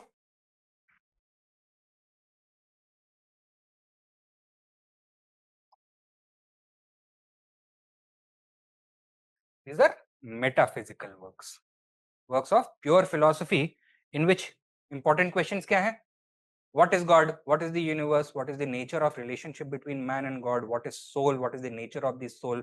How does soul transmigrate from one body to the other? Is life suffering? Is it enjoyment? Should the cycle of birth and rebirth be ended? If yes, how should it be ended? If not, what should be the final outcome? These kinds of questions these philosophers are going to grapple with. समझ में आया? अब ये जो Brahmanas, अरण्यकास and Upanishads हैं, which period would they belong to? Early Vedic age or later Vedic age? Later Vedic age. Out of the Samhitas, only one Samhita would belong to early Vedic age. कौन सा? ऋग वैदिक संहिता। बाकी सारी संहितास लेटर वैदिक as के। Clear? Now ये जो श्रुति tradition के वर्क्स हैं, these were composed in the Vedic age, but compiled much later. ठीक है? So how were these transmitted from generation to generation over these several centuries or even thousands of years? Oral tradition, तो memorization and recitation के through. ठीक है? So they formed part of the oral tradition.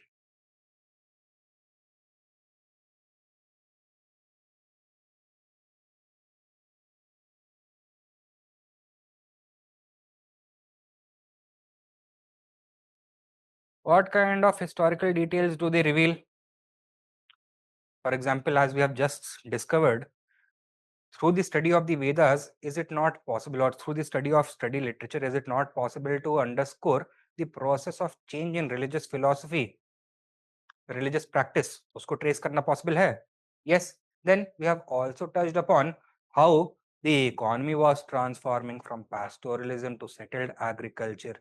Political changes को trace कर सकते हैं इसके through.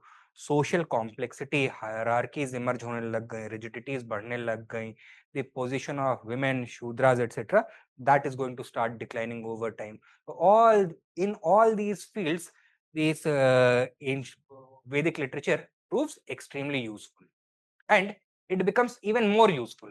क्यों? क्योंकि apart from a few examples, we don't have access to archaeology pertaining to this period. Okay, so we must rely exclusively on Shruti literature for reconstruction of this extremely vital period of Indian history. Okay, so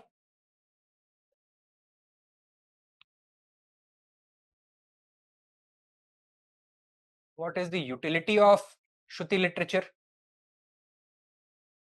It reveals useful insights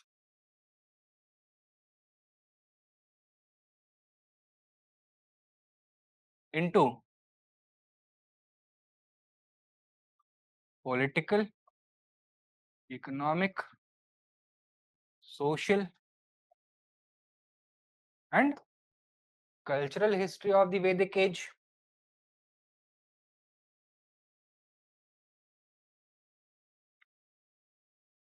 If we consider the Vedic literature in totality, it becomes easy for us to do what? To trace historical change over the entire period.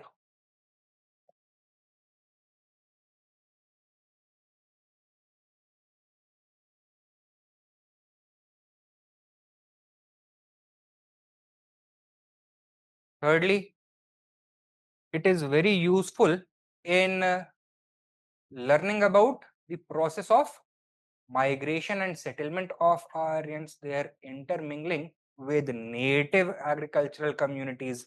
So,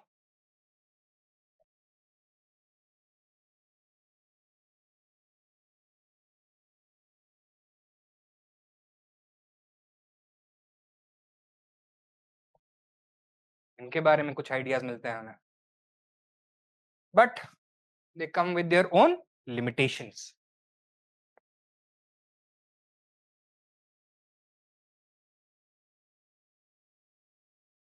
क्या limitations हैं? Essentially, these are what kinds of works? Religious works.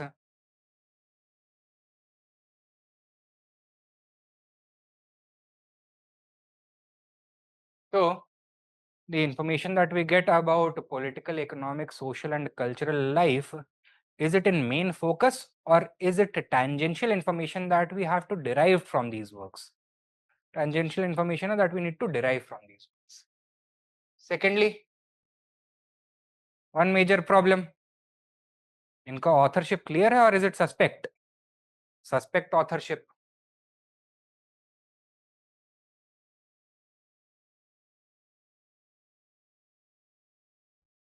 Meaning, we cannot attribute this work to any identified personalities of ancient India. तो doubt क्या creep होता है mind में? किसी एक आदमी का काम है ये नहीं.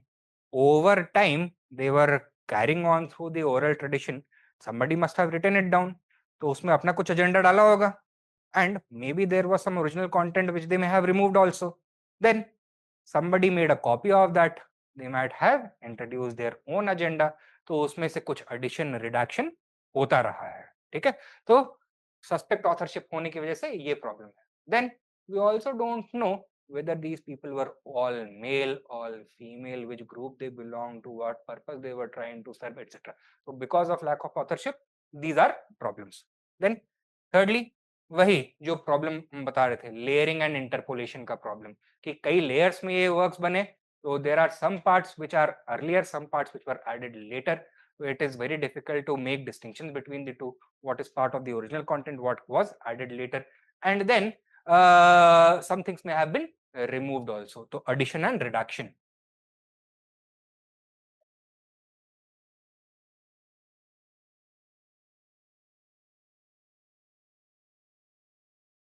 ये प्रॉब्लम है.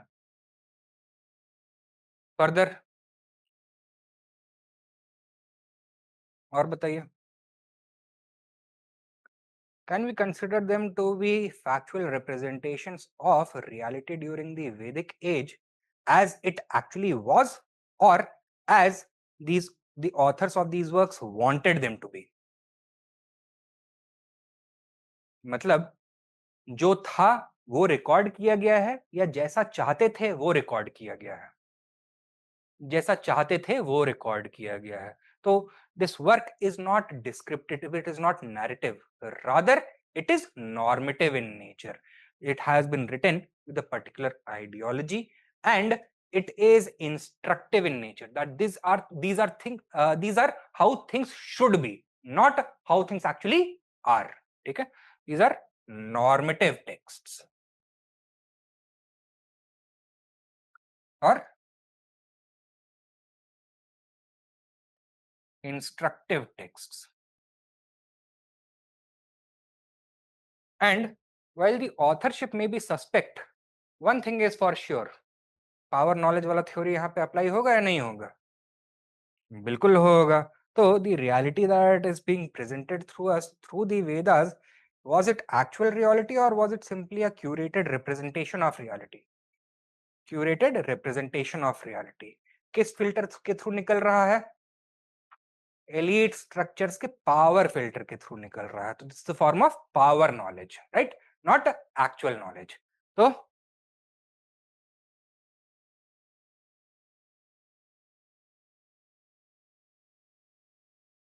एलीट बायस यहाँ पर एग्जिस्ट करता है.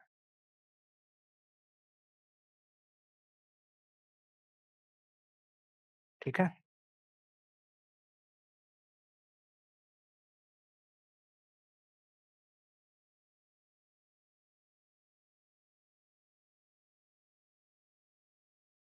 फिर श्रुति लिटरेचर के ऊपर यहाँ पे सवाल नहीं है.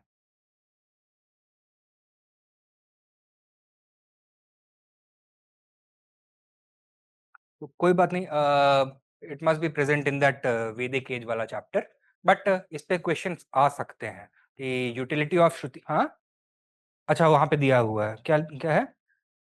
critically discuss the relevance of Indian Shruti literature as a source of history. Will you be able to do this now? ठीक है. Could you please explain the reason for the emergence of Aranyakas? Got the later part about it. So reason is simple, that there were a number of changes that were going on during the later Vedic period. The economy was getting differentiated, inequality was rising, the Brahmanical elites were insisting upon the large scale sacrifice of cattle. Farmers wanted to preserve their cattle wealth. Therefore, there was a resistance against excessive ritualism.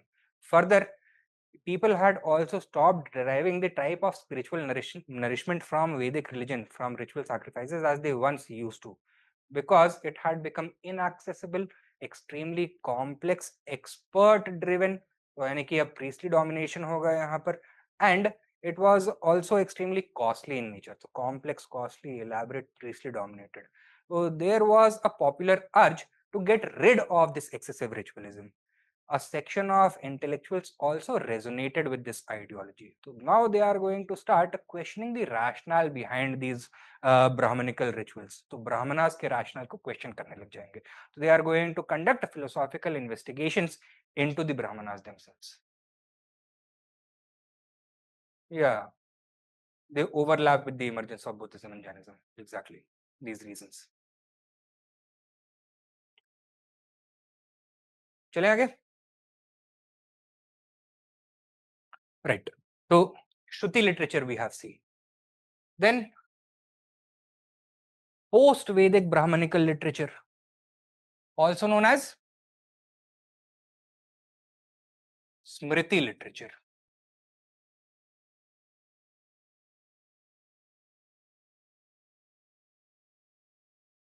ठीक है। स्मृति literature consists of things such as the Upavedas,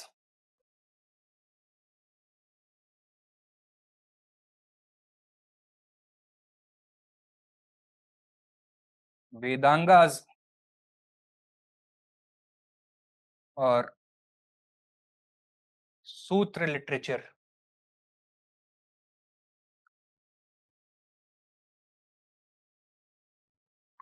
शास्त्र literature.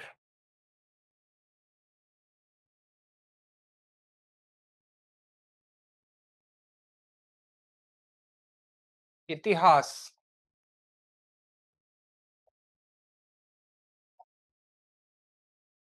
And Puranas. Along with this, various commentaries such as Nibans, Tikas, etc. on both Vedic literature as well as Smriti literature.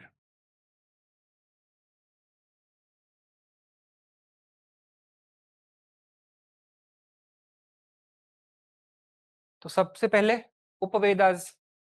तो उपवेद का मतलब क्या हो गया? जैसे कप्तान, उपकप्तान, राष्ट्रपति, उपराष्ट्रपति, वैसे ही वेदा, उपवेदा। तो वेदा का रूट वर्ड क्या है? वेद का रूट वर्ड विद, विद्या, नॉलेज। ठीक है।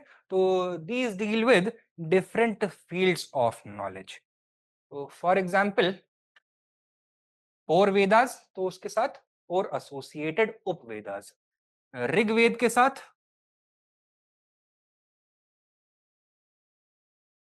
आयुर्वेद, तो Ayurveda is the Upveda of Rigveda.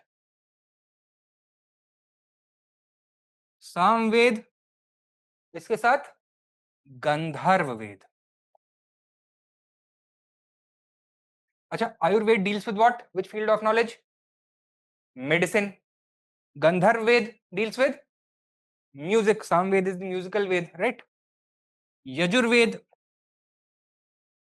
इसका उपवेद धनुर्वेद, so it deals with archery, war, etc. These kinds of things. Dhanurved. And then we have last में अथर्ववेद। इसका उपवेद, there are two possibilities. One is स्थापत्य वेद and the other is अर्थशास्त्र।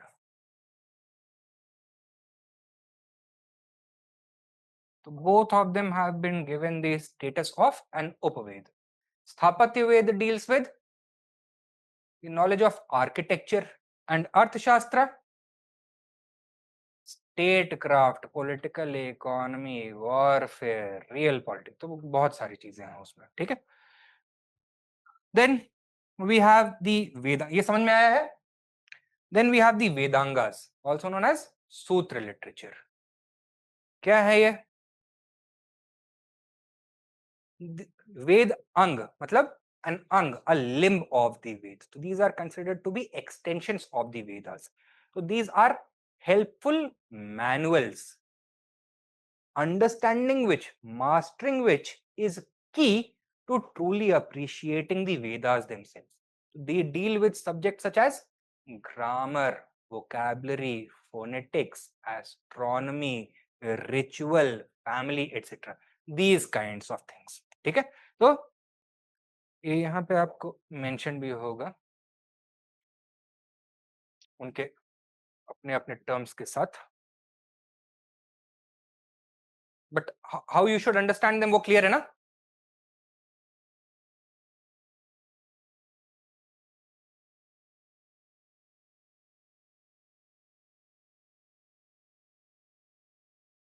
या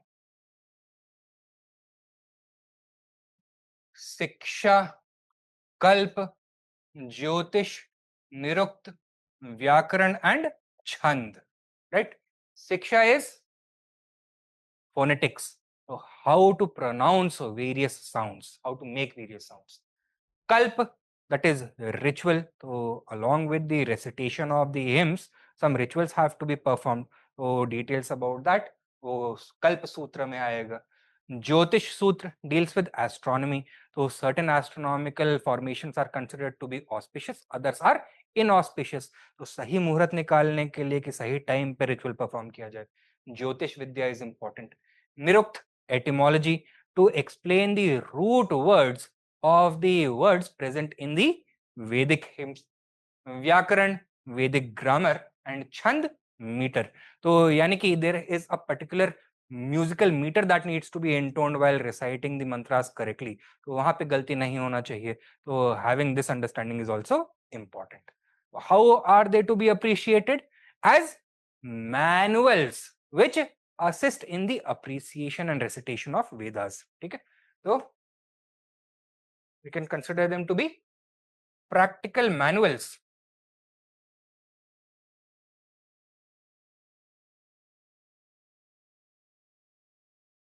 for the practice of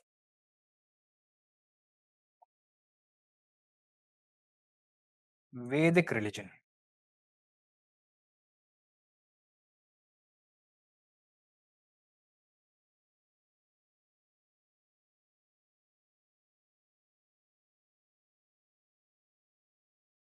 तो अगर इतने सारे rules and regulations हैं रिलीजन को परस्यू करने के लिए, प्रैक्टिस करने के लिए, तो कुड एनीबडी डू इट और would experts be required? Experts would be required to perform all these ceremonies. तो इस तरह का लिटरेचर कब यू कैन से पॉपुलर होना शुरू हुआ होगा? When ritualism was at its peak during the late Vedic and post-Vedic period. It is in reaction to this excessive ritualism that rival philosophical traditions such as the Upanishadic tradition and later the Shramanic traditions, Buddhism and Jainism, etc. would emerge. ठीक है? Then coming to this sutra literature only, जो कल्प है ना, deals with the ritual performance. Kalp Sutra can be further subdivided into texts such as the Shrot Sutra, Griha Sutra, and Dharma Sutra. Shrot Sutra deals with sacrifices, Griha Sutra deals with family life and relationships within the family, duty of one individual towards the other, etc. These kinds of things. The Dharma Sutra sheds light on contemporary political and social ideals. तो ये धर्म का मतलब क्या होता है? Righteousness और धर्म का प्रतिपालन करना. What is that? To do what is right, what is good, what is moral, what is necessary, right? And ये धर्म जो है, is it content, is it constant, और does it keep shifting, does it keep changing in accordance with context and objectives? It is contextual in nature. For example, the dharma of a king, is it going to be the same as the dharma of an commoner? No. Dharma of a soldier, is it going to be the same as the dharma of a priest? Dharma of a husband, will it be the same as the dharma of a wife? नहीं होगा. Dharma of a child, is it going to be the same as the dharma of the parent? नहीं. तो सबका, किसी का मातृ धर्म होगा, किसी का पुत्र धर्म होगा, किसी का पितृ धर्म होगा, एटसेट्रा एटसेट्रा. किसी का राज धर्म, किसी का प्रजा धर्म, राइट? तो ईच ऑफ देम, मतलब कि everybody has a particular role to perform. And why is it important that everybody keeps on performing their assigned roles? If they stop doing that, what is going to happen? Disruptions are going to start taking place. Order is going to break down. Stability is going to deteriorate. Chaos is going to reign, right? And disaster is going to strike in that case. So dharma is all of these things. However, जब एक Brahminical priest धर्म को define करेगा, is he going to define it only in these terms? वहां पे क्या डालेगा? Power knowledge डालेगा कि नहीं डालेगा? कैसे डिफाइन करेगा धर्म को? It is the dharma of the Raja to patronize the Brahmins. It is the dharma of the Shudras to pay regular taxes to the king so that the king can uphold dharma. It is the dharma of the Vaishya to patronize Brahmins so that they can continue to provide spiritual nourishment and stability to the society as a whole, right? These kinds of things they are going to start inserting over here. So dharma is also going to become associated with the social hierarchy, with the economic structures. ठीक है? Now, तो इसका मतलब धर्म सूत्र में main area of focus क्या होगा? सबको बताना कि तुम्हारा धर्म ये है, तुम्हारा धर्म ये है. You have to abide by these rules, you have to abide by these rules. ठीक है? Dharma Sutra literature was composed by Brahminical scholars, obviously, such as Bodhayan, Apastam, Vashisht, Gautam, etc. And the Dharma Sutra literature focuses on social and religious aspects of that time as well. So these are all revealed. वो dynamics जो है वो reveal हो जाते हैं by the rules that are given for each and every group. अब ये जो धर्म सूत्रास हैं इन्हीं के ऊपर जब डिटेल्ड कमेंट्रीज लिखी जाएंगी they are going to take the shape of dharma shastras और the dharma smritis. For example the Manusmriti और मानव धर्म शास्त्र या गेवल के धर्म शास्त्र एक्सेट्रा. ठीक है, तो ये क्या है? These shastra literature, these are ancient Indian law books.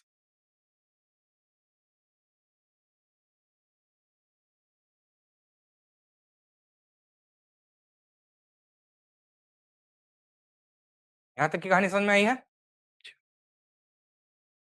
Then इतिहास literature. What is the literal meaning of this? It is derived from the combination of two Sanskrit words. Iti, has. मतलब क्या हुआ? As it happened. So these are supposed to be factual narrations of things as they happened. And itihas literature refers to which particular category of works? The great epics, Ramayana and Mahabharata.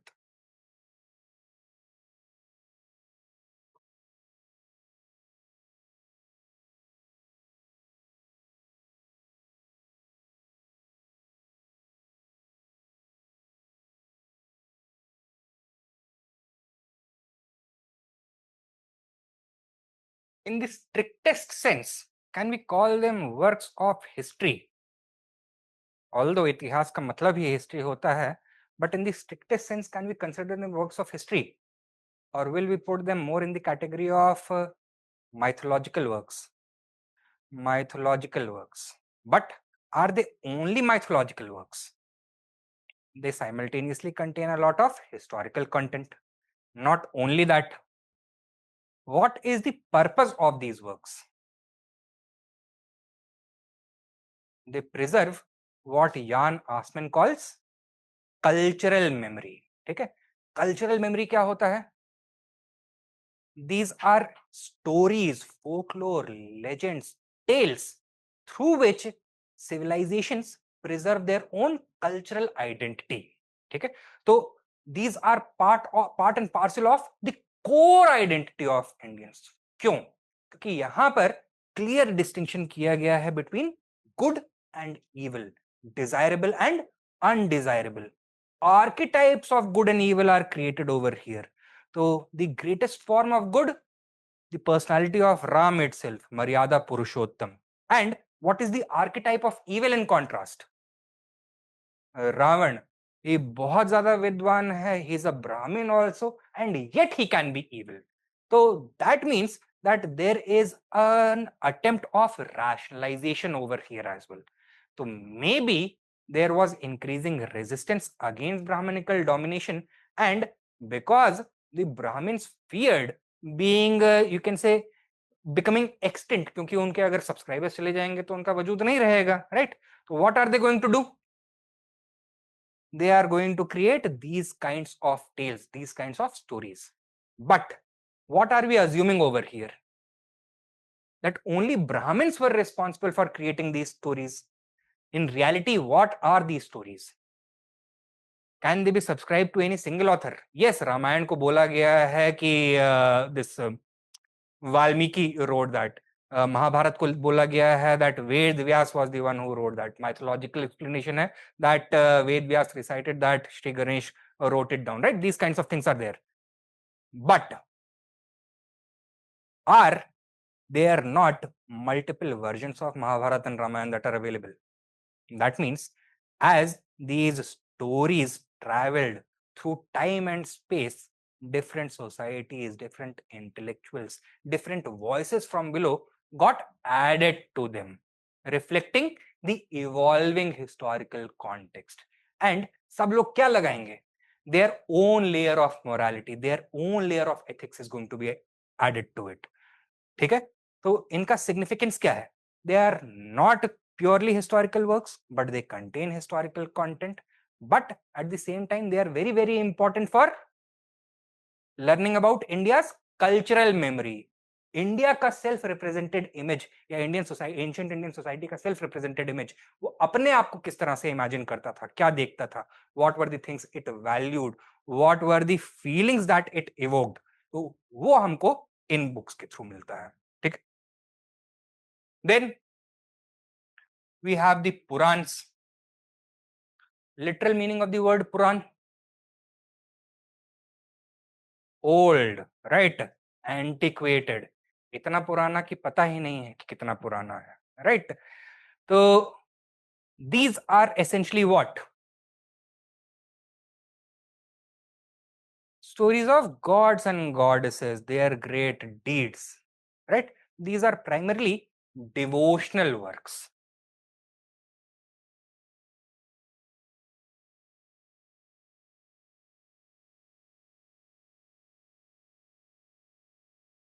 But are they only devotional works? हमने क्या देखा है हमेशा? It is never only one dimension that these works are trying to, or one purpose that they are trying to fulfill. They are devotional works. At the same time, they can also be sources for deriving political legitimacy, emphasizing or imprinting a particular type of religious ideology. They may be a vehicle for expressing the class interests of a particular group, right? They may be an attempt to homogenize the entire mass of India into a single cultural whole. So these are the other things that are also important over here. Now, Puranas mein there are 5, you can say, characteristics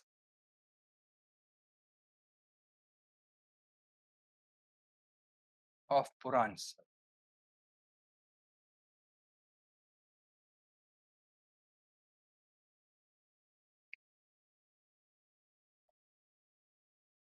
वंश, VAMSA लिख दो, VANSA लिख दो, VANSHA लिख दो, doesn't matter, proper noun है, Sanskrit word है, approximation चल जाता है. ठीक है.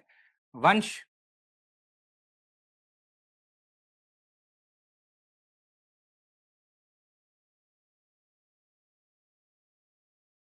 वंशानुचरित,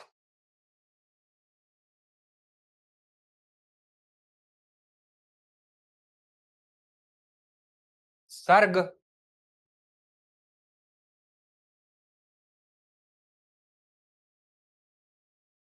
प्रतिसर्ग,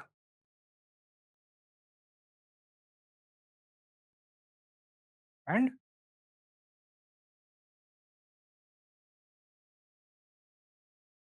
मानवांतर.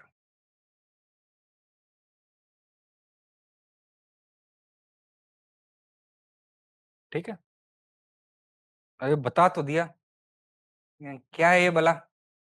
वंश, वंशानुचरित, सर्ग, प्रतिसर्ग, मानवांतर. These are various aspects of the Puran. तो कोई भी पुरानिक टेक्स्ट होगा तो उसमें एक पोर्शन होगा which you can call वंश. तो this is the genealogy of gods. तो भगवान, उनकी फैमिलीज, उनके बच्चे, उनके बच्चों के बच्चे, एटसेट्रा. ठीक है. तो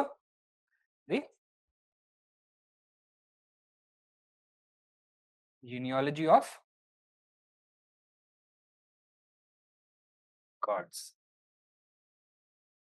वंशानुचरित, ये क्या है? This is the genealogy of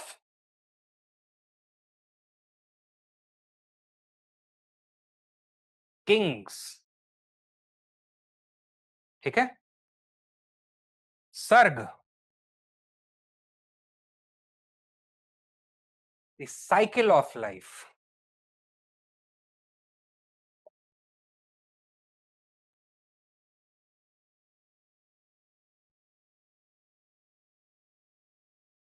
प्रतिसर्ग, the rejuvenation of the universe after its destruction. ठीक है.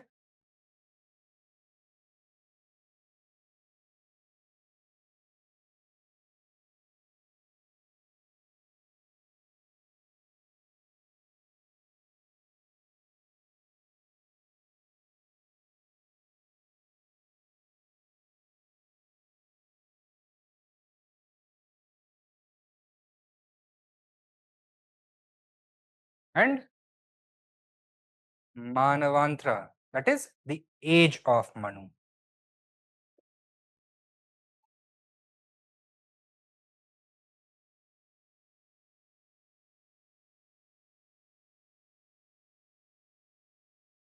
देखो मैकेनिज्म बड़ा ब्यूटीफुल है इसका, समझाता हूं. सुप्रीम रियलिटी, कर्ता धर्ता कौन? Creator of the universe, destroyer of the universe, sustainer of the universe. दुनिया किसकी मर्जी से चलती है, क्या मैसेज देने की कोशिश करेंगे माइथोलॉजिकल वर्क्स? अरे इज गॉड. ठीक है, these are devotional works essentially. ठीक है, God is the creator of the universe and all that the universe contains, including man. सबसे पहला आदमी एडम है, आदम, और संस्कृत में क्या बोलते हैं उसको? Manu, right. Every age of Manu, उसके पीछे जो ड्राइविंग फोर्स है वो कौन है? It is God, right. God creates, God destroys, and there are some men whom God favors. क्यों? क्योंकि ये गॉड के डायरेक्ट डिसेंडेंट्स हैं. Right? Now, every manvantra is going to consist of several sargas and pratisargas. So, every time that God creates the universe and destroys the universe, हमेशा यहाँ पे क्या रखेंगे? What is one permanent fixture going to be? हो सकता है universe आग का भी बना हो, लेकिन इंसान जरूर होगा उसमें, right. And there are going to be some of his own descendants who are going to be favoured by him, right. तो sarga, the cycle of life. Pratisarga, the rejuvenation of the universe after its destruction. And vamshanucharita, that is the genealogy of kings. तो युग आते जाएंगे, जमाने बदलते जाएंगे. What is going to remain constant? It is the gods who are going to remain constant. They are the ultimate reality. And who is going to rule the earth? Their descendants. ठीक है. तो यहाँ पे जो ये divine dynasty है उसको ultimately ला करके किससे जोड़ दिया जाएगा? जो मॉर्टल डायनेस्टी है. तो genealogy of kings is going to be integrated into the genealogy of gods. ठीक है. अब एक तो पहला तो ये होगा, फिर उसके बाद as dynasties change, what are the subsequent dynasties going to claim? We deserve to rule because we are actually the descendants of this particular dynasty. ठीक है. तो बताओ, एक पुराण लिखा जाएगा या hundreds of Purana are going to be written? hundreds of rulers, hundreds of patrons, hundreds of purans. तो total 18 Mahapurans हैं and there are 108 Upapurans. Are they a purely historical document? No, they are works of mythology. Devotional works हैं, तो यानी कि एक religious ideology को pursue कर रहे हैं, that is one thing. Secondly, they are also a document to legitimise power, legitimise rule. तो पॉलिटिकल डॉक्यूमेंट है या नहीं है? बिल्कुल है. एंड देन जो ये रूलिंग कॉम्बिनेशन है of the person who is the acting as the custodian, कि किसको एंट्री मिलेगी जीनोलॉजिकल रिकॉर्ड में नहीं मिलेगी, they would want something in return. What would they want? Status, power, wealth, ये सब चाहिए होगा. तो a relationship, you can say friendship of convenience is going to emerge between the ruling class and this intellectual class. And वो क्या कोशिश करेंगे? To ultimately dilute and lose their power, or to consolidate and you can say maintain their power. Consolidate and maintain their power. How are they going to ensure that? यहाँ पे किस तरह का message देंगे कि उठो गरीबों एंड तख्ता पलट कर दो, या फिर गरीब लोग जहां पे हो वहीं पे बने रहो, दिस इज योर धर्म, यही बोलेंगे. Pay regular taxes, remain obedient, never rebel, right? These kinds of things they are going to profess. तो it is also you can say document of power, यानी कि a document of ideological, social and economic power. Clear? And then we have several commentaries such as टीकाज,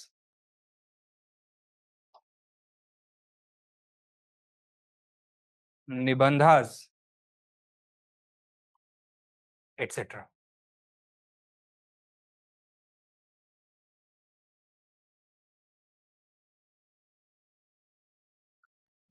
Right? What do they talk about? Commentary सोई generous सो मोटो हो सकता है, किसी और किताब के ऊपर ही लिखेंगे कमेंट्री, किसी और किताब के ऊपर, इंस्टीट्यूशन के ऊपर. तो they deal with various subjects ranging from polity to administration to law to religion, philosophy, etcetera. ठीक है, ये हो गया smriti literature. Apart from this we have non Brahmanical religious literature such as Buddhist and Jain literature.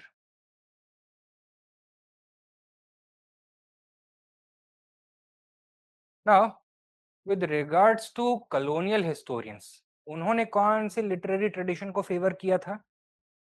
Brahminical tradition. And why had they done so? Were they not aware of Buddhist or Brahminical tradition, और sorry Buddhist और Jain tradition, या फिर उसको disregard कर दिया था? Disregard कर दिया था. They came to India with this kind of thing, क्योंकि they consulted the pandits etcetera of that period. They were the educated elite in India, and they walked away with this feeling that Sanskrit is the classical language of India, it is the only intellectual language of India. तो अगर असली India, authentic ancient India के बारे में जानना है, तो कौन से लिटरेचर को कंसल्ट करना चाहिए? संस्कृत लिटरेचर को. And which religious community used Sanskrit almost exclusively? Brahmins, right? So colonial scholars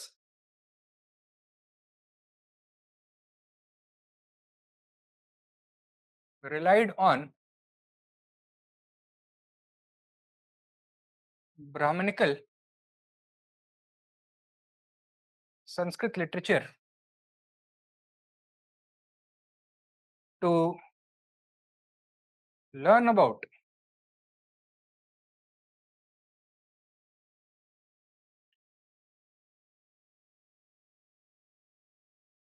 authentic India, what they consider to be real India. ठीक है?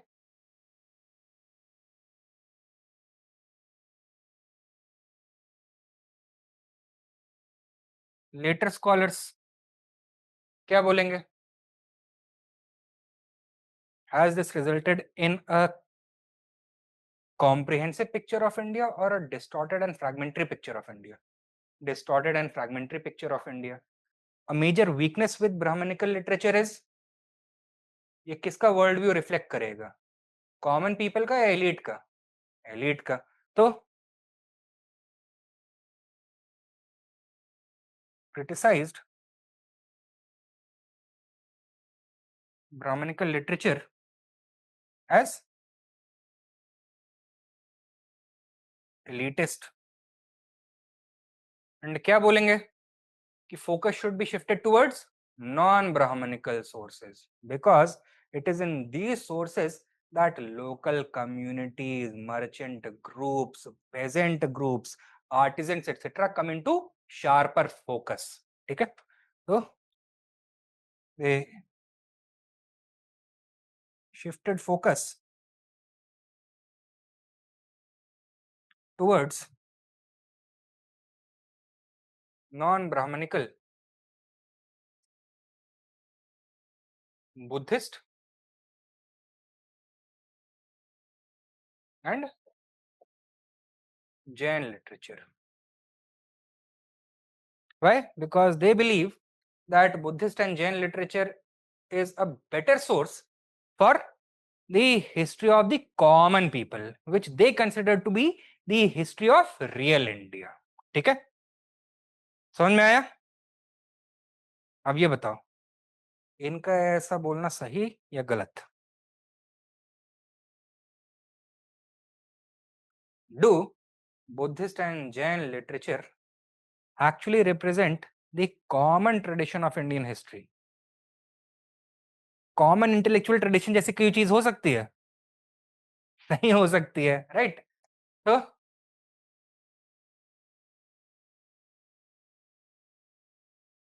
critique of non-Brahmanical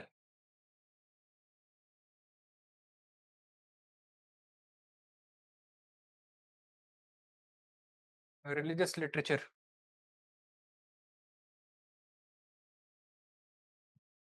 सबसे पहले रिलीजियस है तो उसमें एक तो रिलीजियस बायस होगा एंड फोकस किसके ऊपर होगा?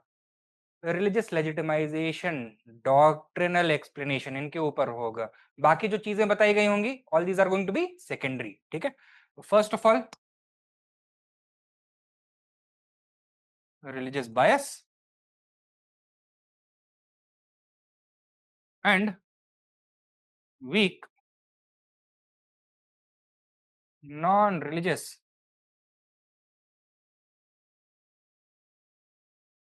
Focus.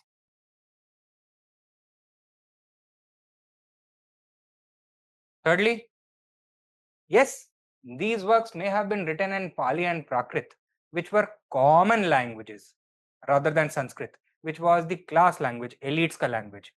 Does this mean that these were the works of commoners? No.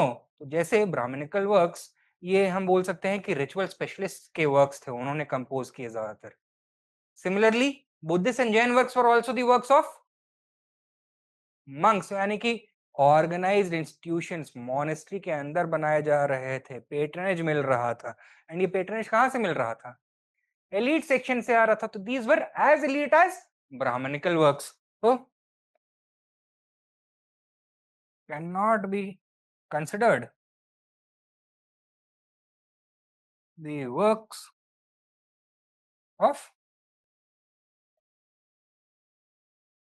commoners. Fourthly, when did Buddhism and Jainism emerge? Fix है, सेकेंड अर्बनाइजेशन के साथ साथ हुआ था, right?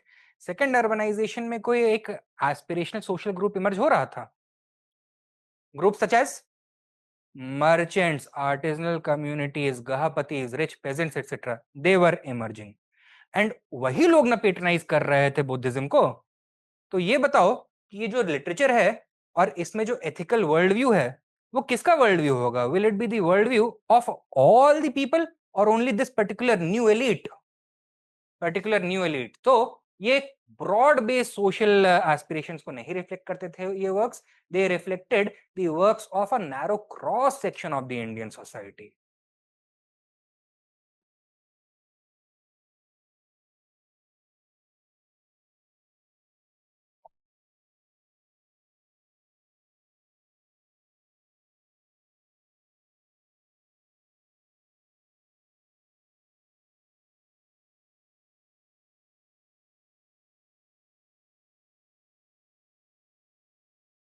These works represented the worldview of a narrow cross section of Indian society, namely the urban, merchant, and artisanal groups, and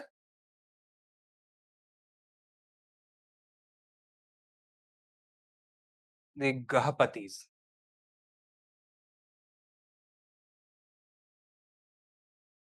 Age of Manu means age of man. But there is not going to be a single age of man, several ages of Manu.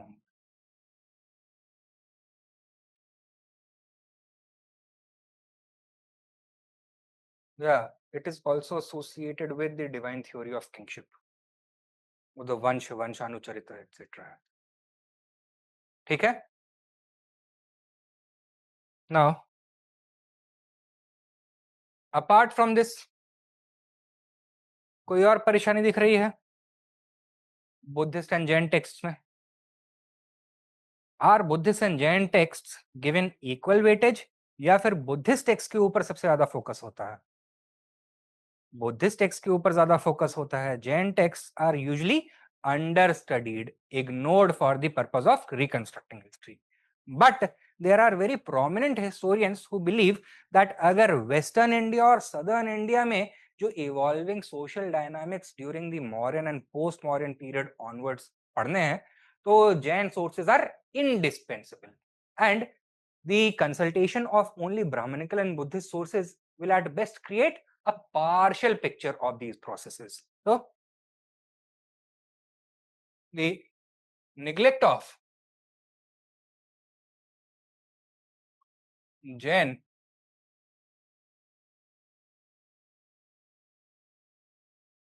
literature,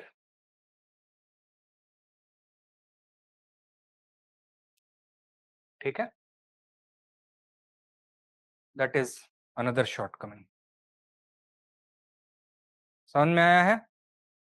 Now, if you are given a question, ये PYQs में तो नहीं पूछा गया है, but there is a chance इस तरह का क्वेश्चन आ जाए. Critically evaluate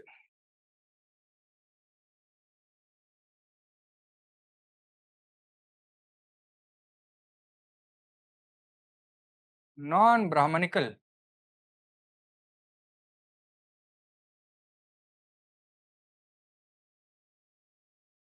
religious literature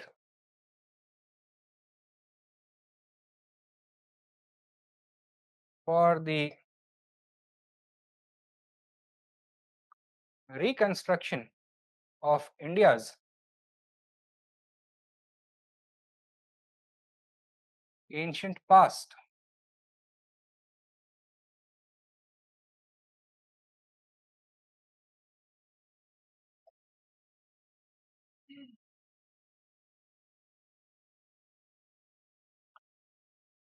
हो जाएगा? At least you have the arguments now. Facts बस आपको यहाँ पर डालने होंगे.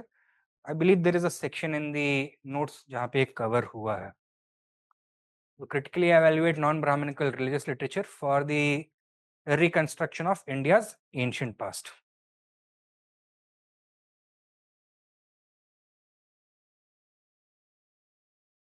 अच्छा, इतिहास पुराण ट्रेडिशन, यहाँ पे एक क्वेश्चन आया हुआ है, how did the itihasa purana tradition of history emerge? That portion we have dealt with. What are its important features? That also we have seen. वो एक फुल फ्लेजेड क्वेश्चन आंसर की तरह में we have presented it over here. एक बार पढ़ लेना. Let me know if you have any difficulty with it. And then yes, a critical note on the utility of non-Brahmanical texts. तो first of all, elite groups ने बनाए हैं. Secondly, second urbanization के context में emerge हुए हैं, तो उनका पेटर्नाइजेशन मिल रहा है, उनके वर्ल्ड व्यू को रिफ्लेक्ट कर रहे हैं. They are religious works, can not be seen as straight forward historical records. Relative neglect of Jain literature and modern historiography, this is a very important point, it rejects the search for a single authentic representation of ancient India in any literary tradition. Now, What was the weakness in the colonial attitude towards Buddhist and Jain literature? Is it not the same kind of weakness कि by ignoring Brahmanical literature as not real, as elitist, वो भी तो वही mistake, ये वाले जो recent historians हैं, they are also making the same mistake. So what should we do? Should we try to search for authentic history in any particular source, or should we consider all sources? We should consider all sources. Instead, Brahmanical, Buddhist, Jain literatures are viewed as competing ideological traditions, each representing different social interests, intellectual frameworks, and vision of a social order. The historian's task is not to privilege one tradition over the other, but to read them comparatively and critically alongside archaeological and epigraphic evidence. ठीक है? Now, तो ये हो गए non-Brahmanical literary sources. With this, we have covered the religious sources. Next, we have to talk about secular sources. So let us continue tomorrow onwards. ठीक है? तो एक कल की क्लास में कंटिन्यू करते हैं. But one thing, going back home, आज ये क्वेश्चन जरूर लिखने की कोशिश करना, and if possible, do it today itself, upload it by evening, and so that everybody can have a look कि किसने क्या क्या लिखा हुआ है, and अपने अपने views दे सके इसमें, right? If I find a few copies जो कि अच्छी हैं, तो I'll like to highlight them as well कि हाँ, these are the ones you can look at, right? आपके पास सारा इंफॉर्मेशन है, you have all of this, क्या बोलते हैं, आर्ग्यूमेंट्स भी हैं, फैक्ट्स भी आपको मिल जाएंगे करने के लिए. प्रॉब्लम कहाँ पे आएगा? एग्जीक्यूशन में तो आएगा, बट सबसे पहला प्रॉब्लम इंट्रो एंड कंक्लूजन में आता है. ठीक है, तो इंट्रो में सबसे पहला प्रॉब्लम आता है. तो what is the demand of this question?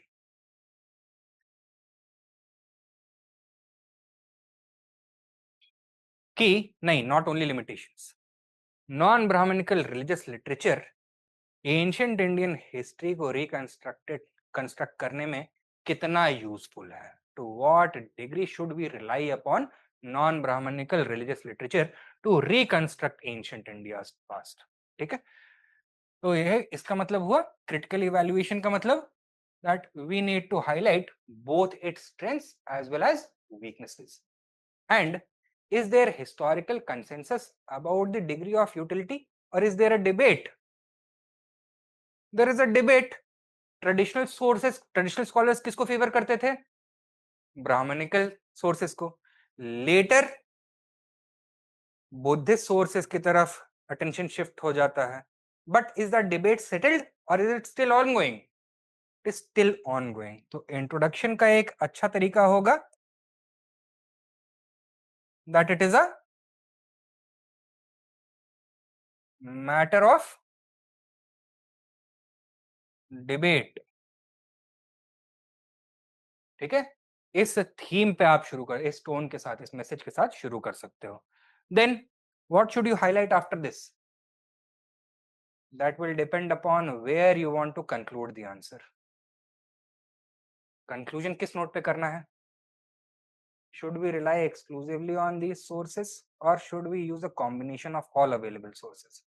Combination of all available sources. So that means you are saying that yes, these sources are valuable, but they are not the supreme source. They don't have a monopoly on authenticity. Okay?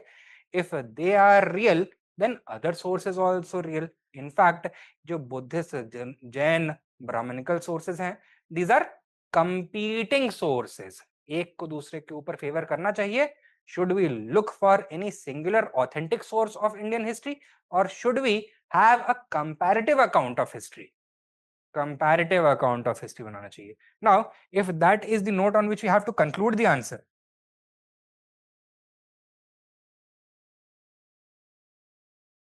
we need to consult all available sources. Why do you think we need to consult all available sources? Because non-Brahmanical sources में कुछ laws होंगे. तो logically जो limitations या flaws of non-Brahmanical sources हैं, ये कहाँ आना चाहिए? immediately after the introduction or immediately before the conclusion? Immediately before the conclusion. तो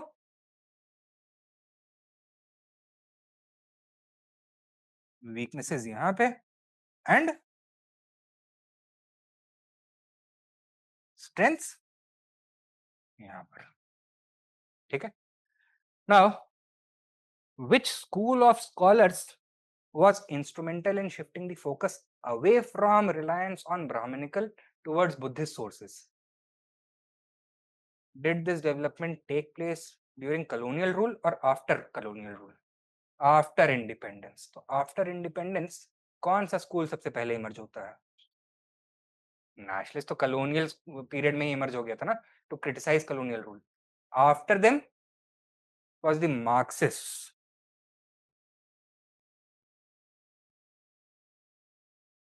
And which scholars rely excessively among the Marxists on Buddhist sources? ये कौन फेवर करते हैं इनको? Scholars such as D.D. Kosambi, R.S. Sharma.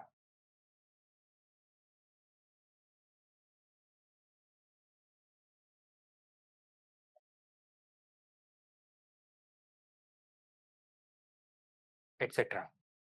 And कौन scholars बोलेंगे कि हाँ ठीक है, कुछ वैल्यू तो है, लिमिटेशंस भी हैं, केवल इनके ऊपर रिलाई नहीं करना चाहिए? Which group of scholars?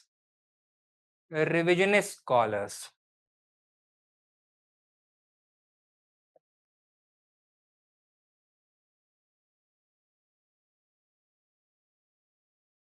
Such as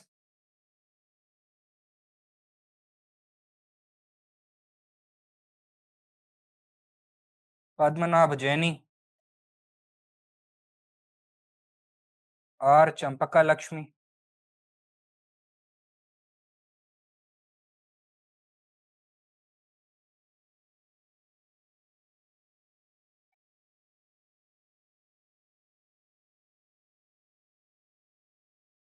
then D के चक्रवर्ती.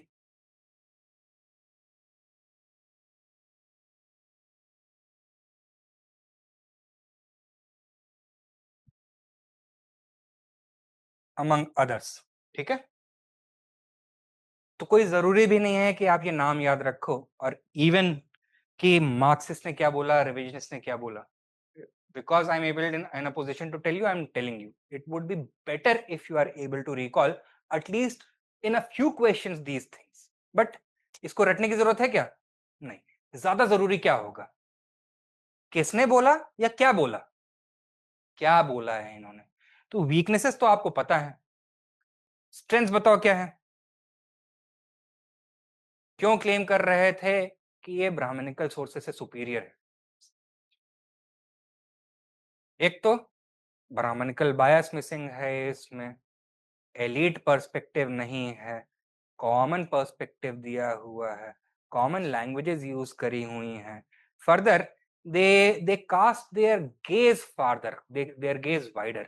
They deal with subjects such as patronage, caste, science, economy, exchange, currency, agriculture much more deeply as compared to Brahmanical sources.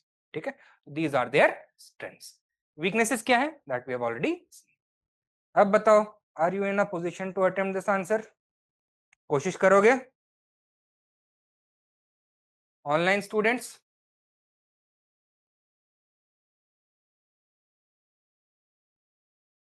या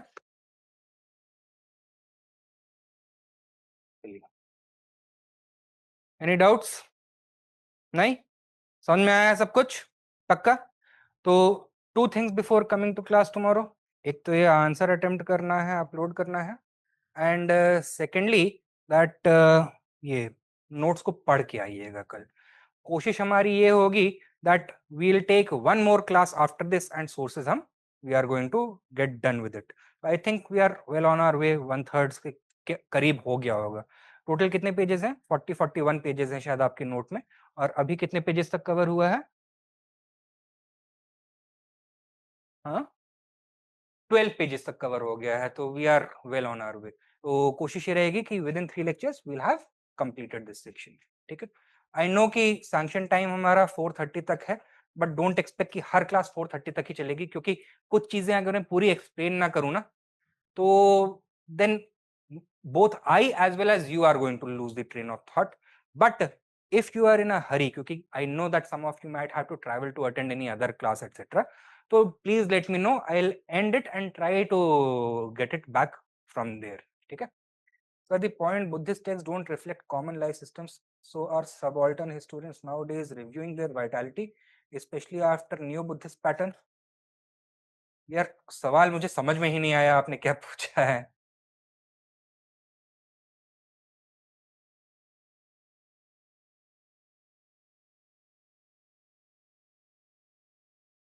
ठीक है. New Buddhism is a trend that emerged with Dr. Ambedkar. It does not have much to do with uh, history and the writing of history.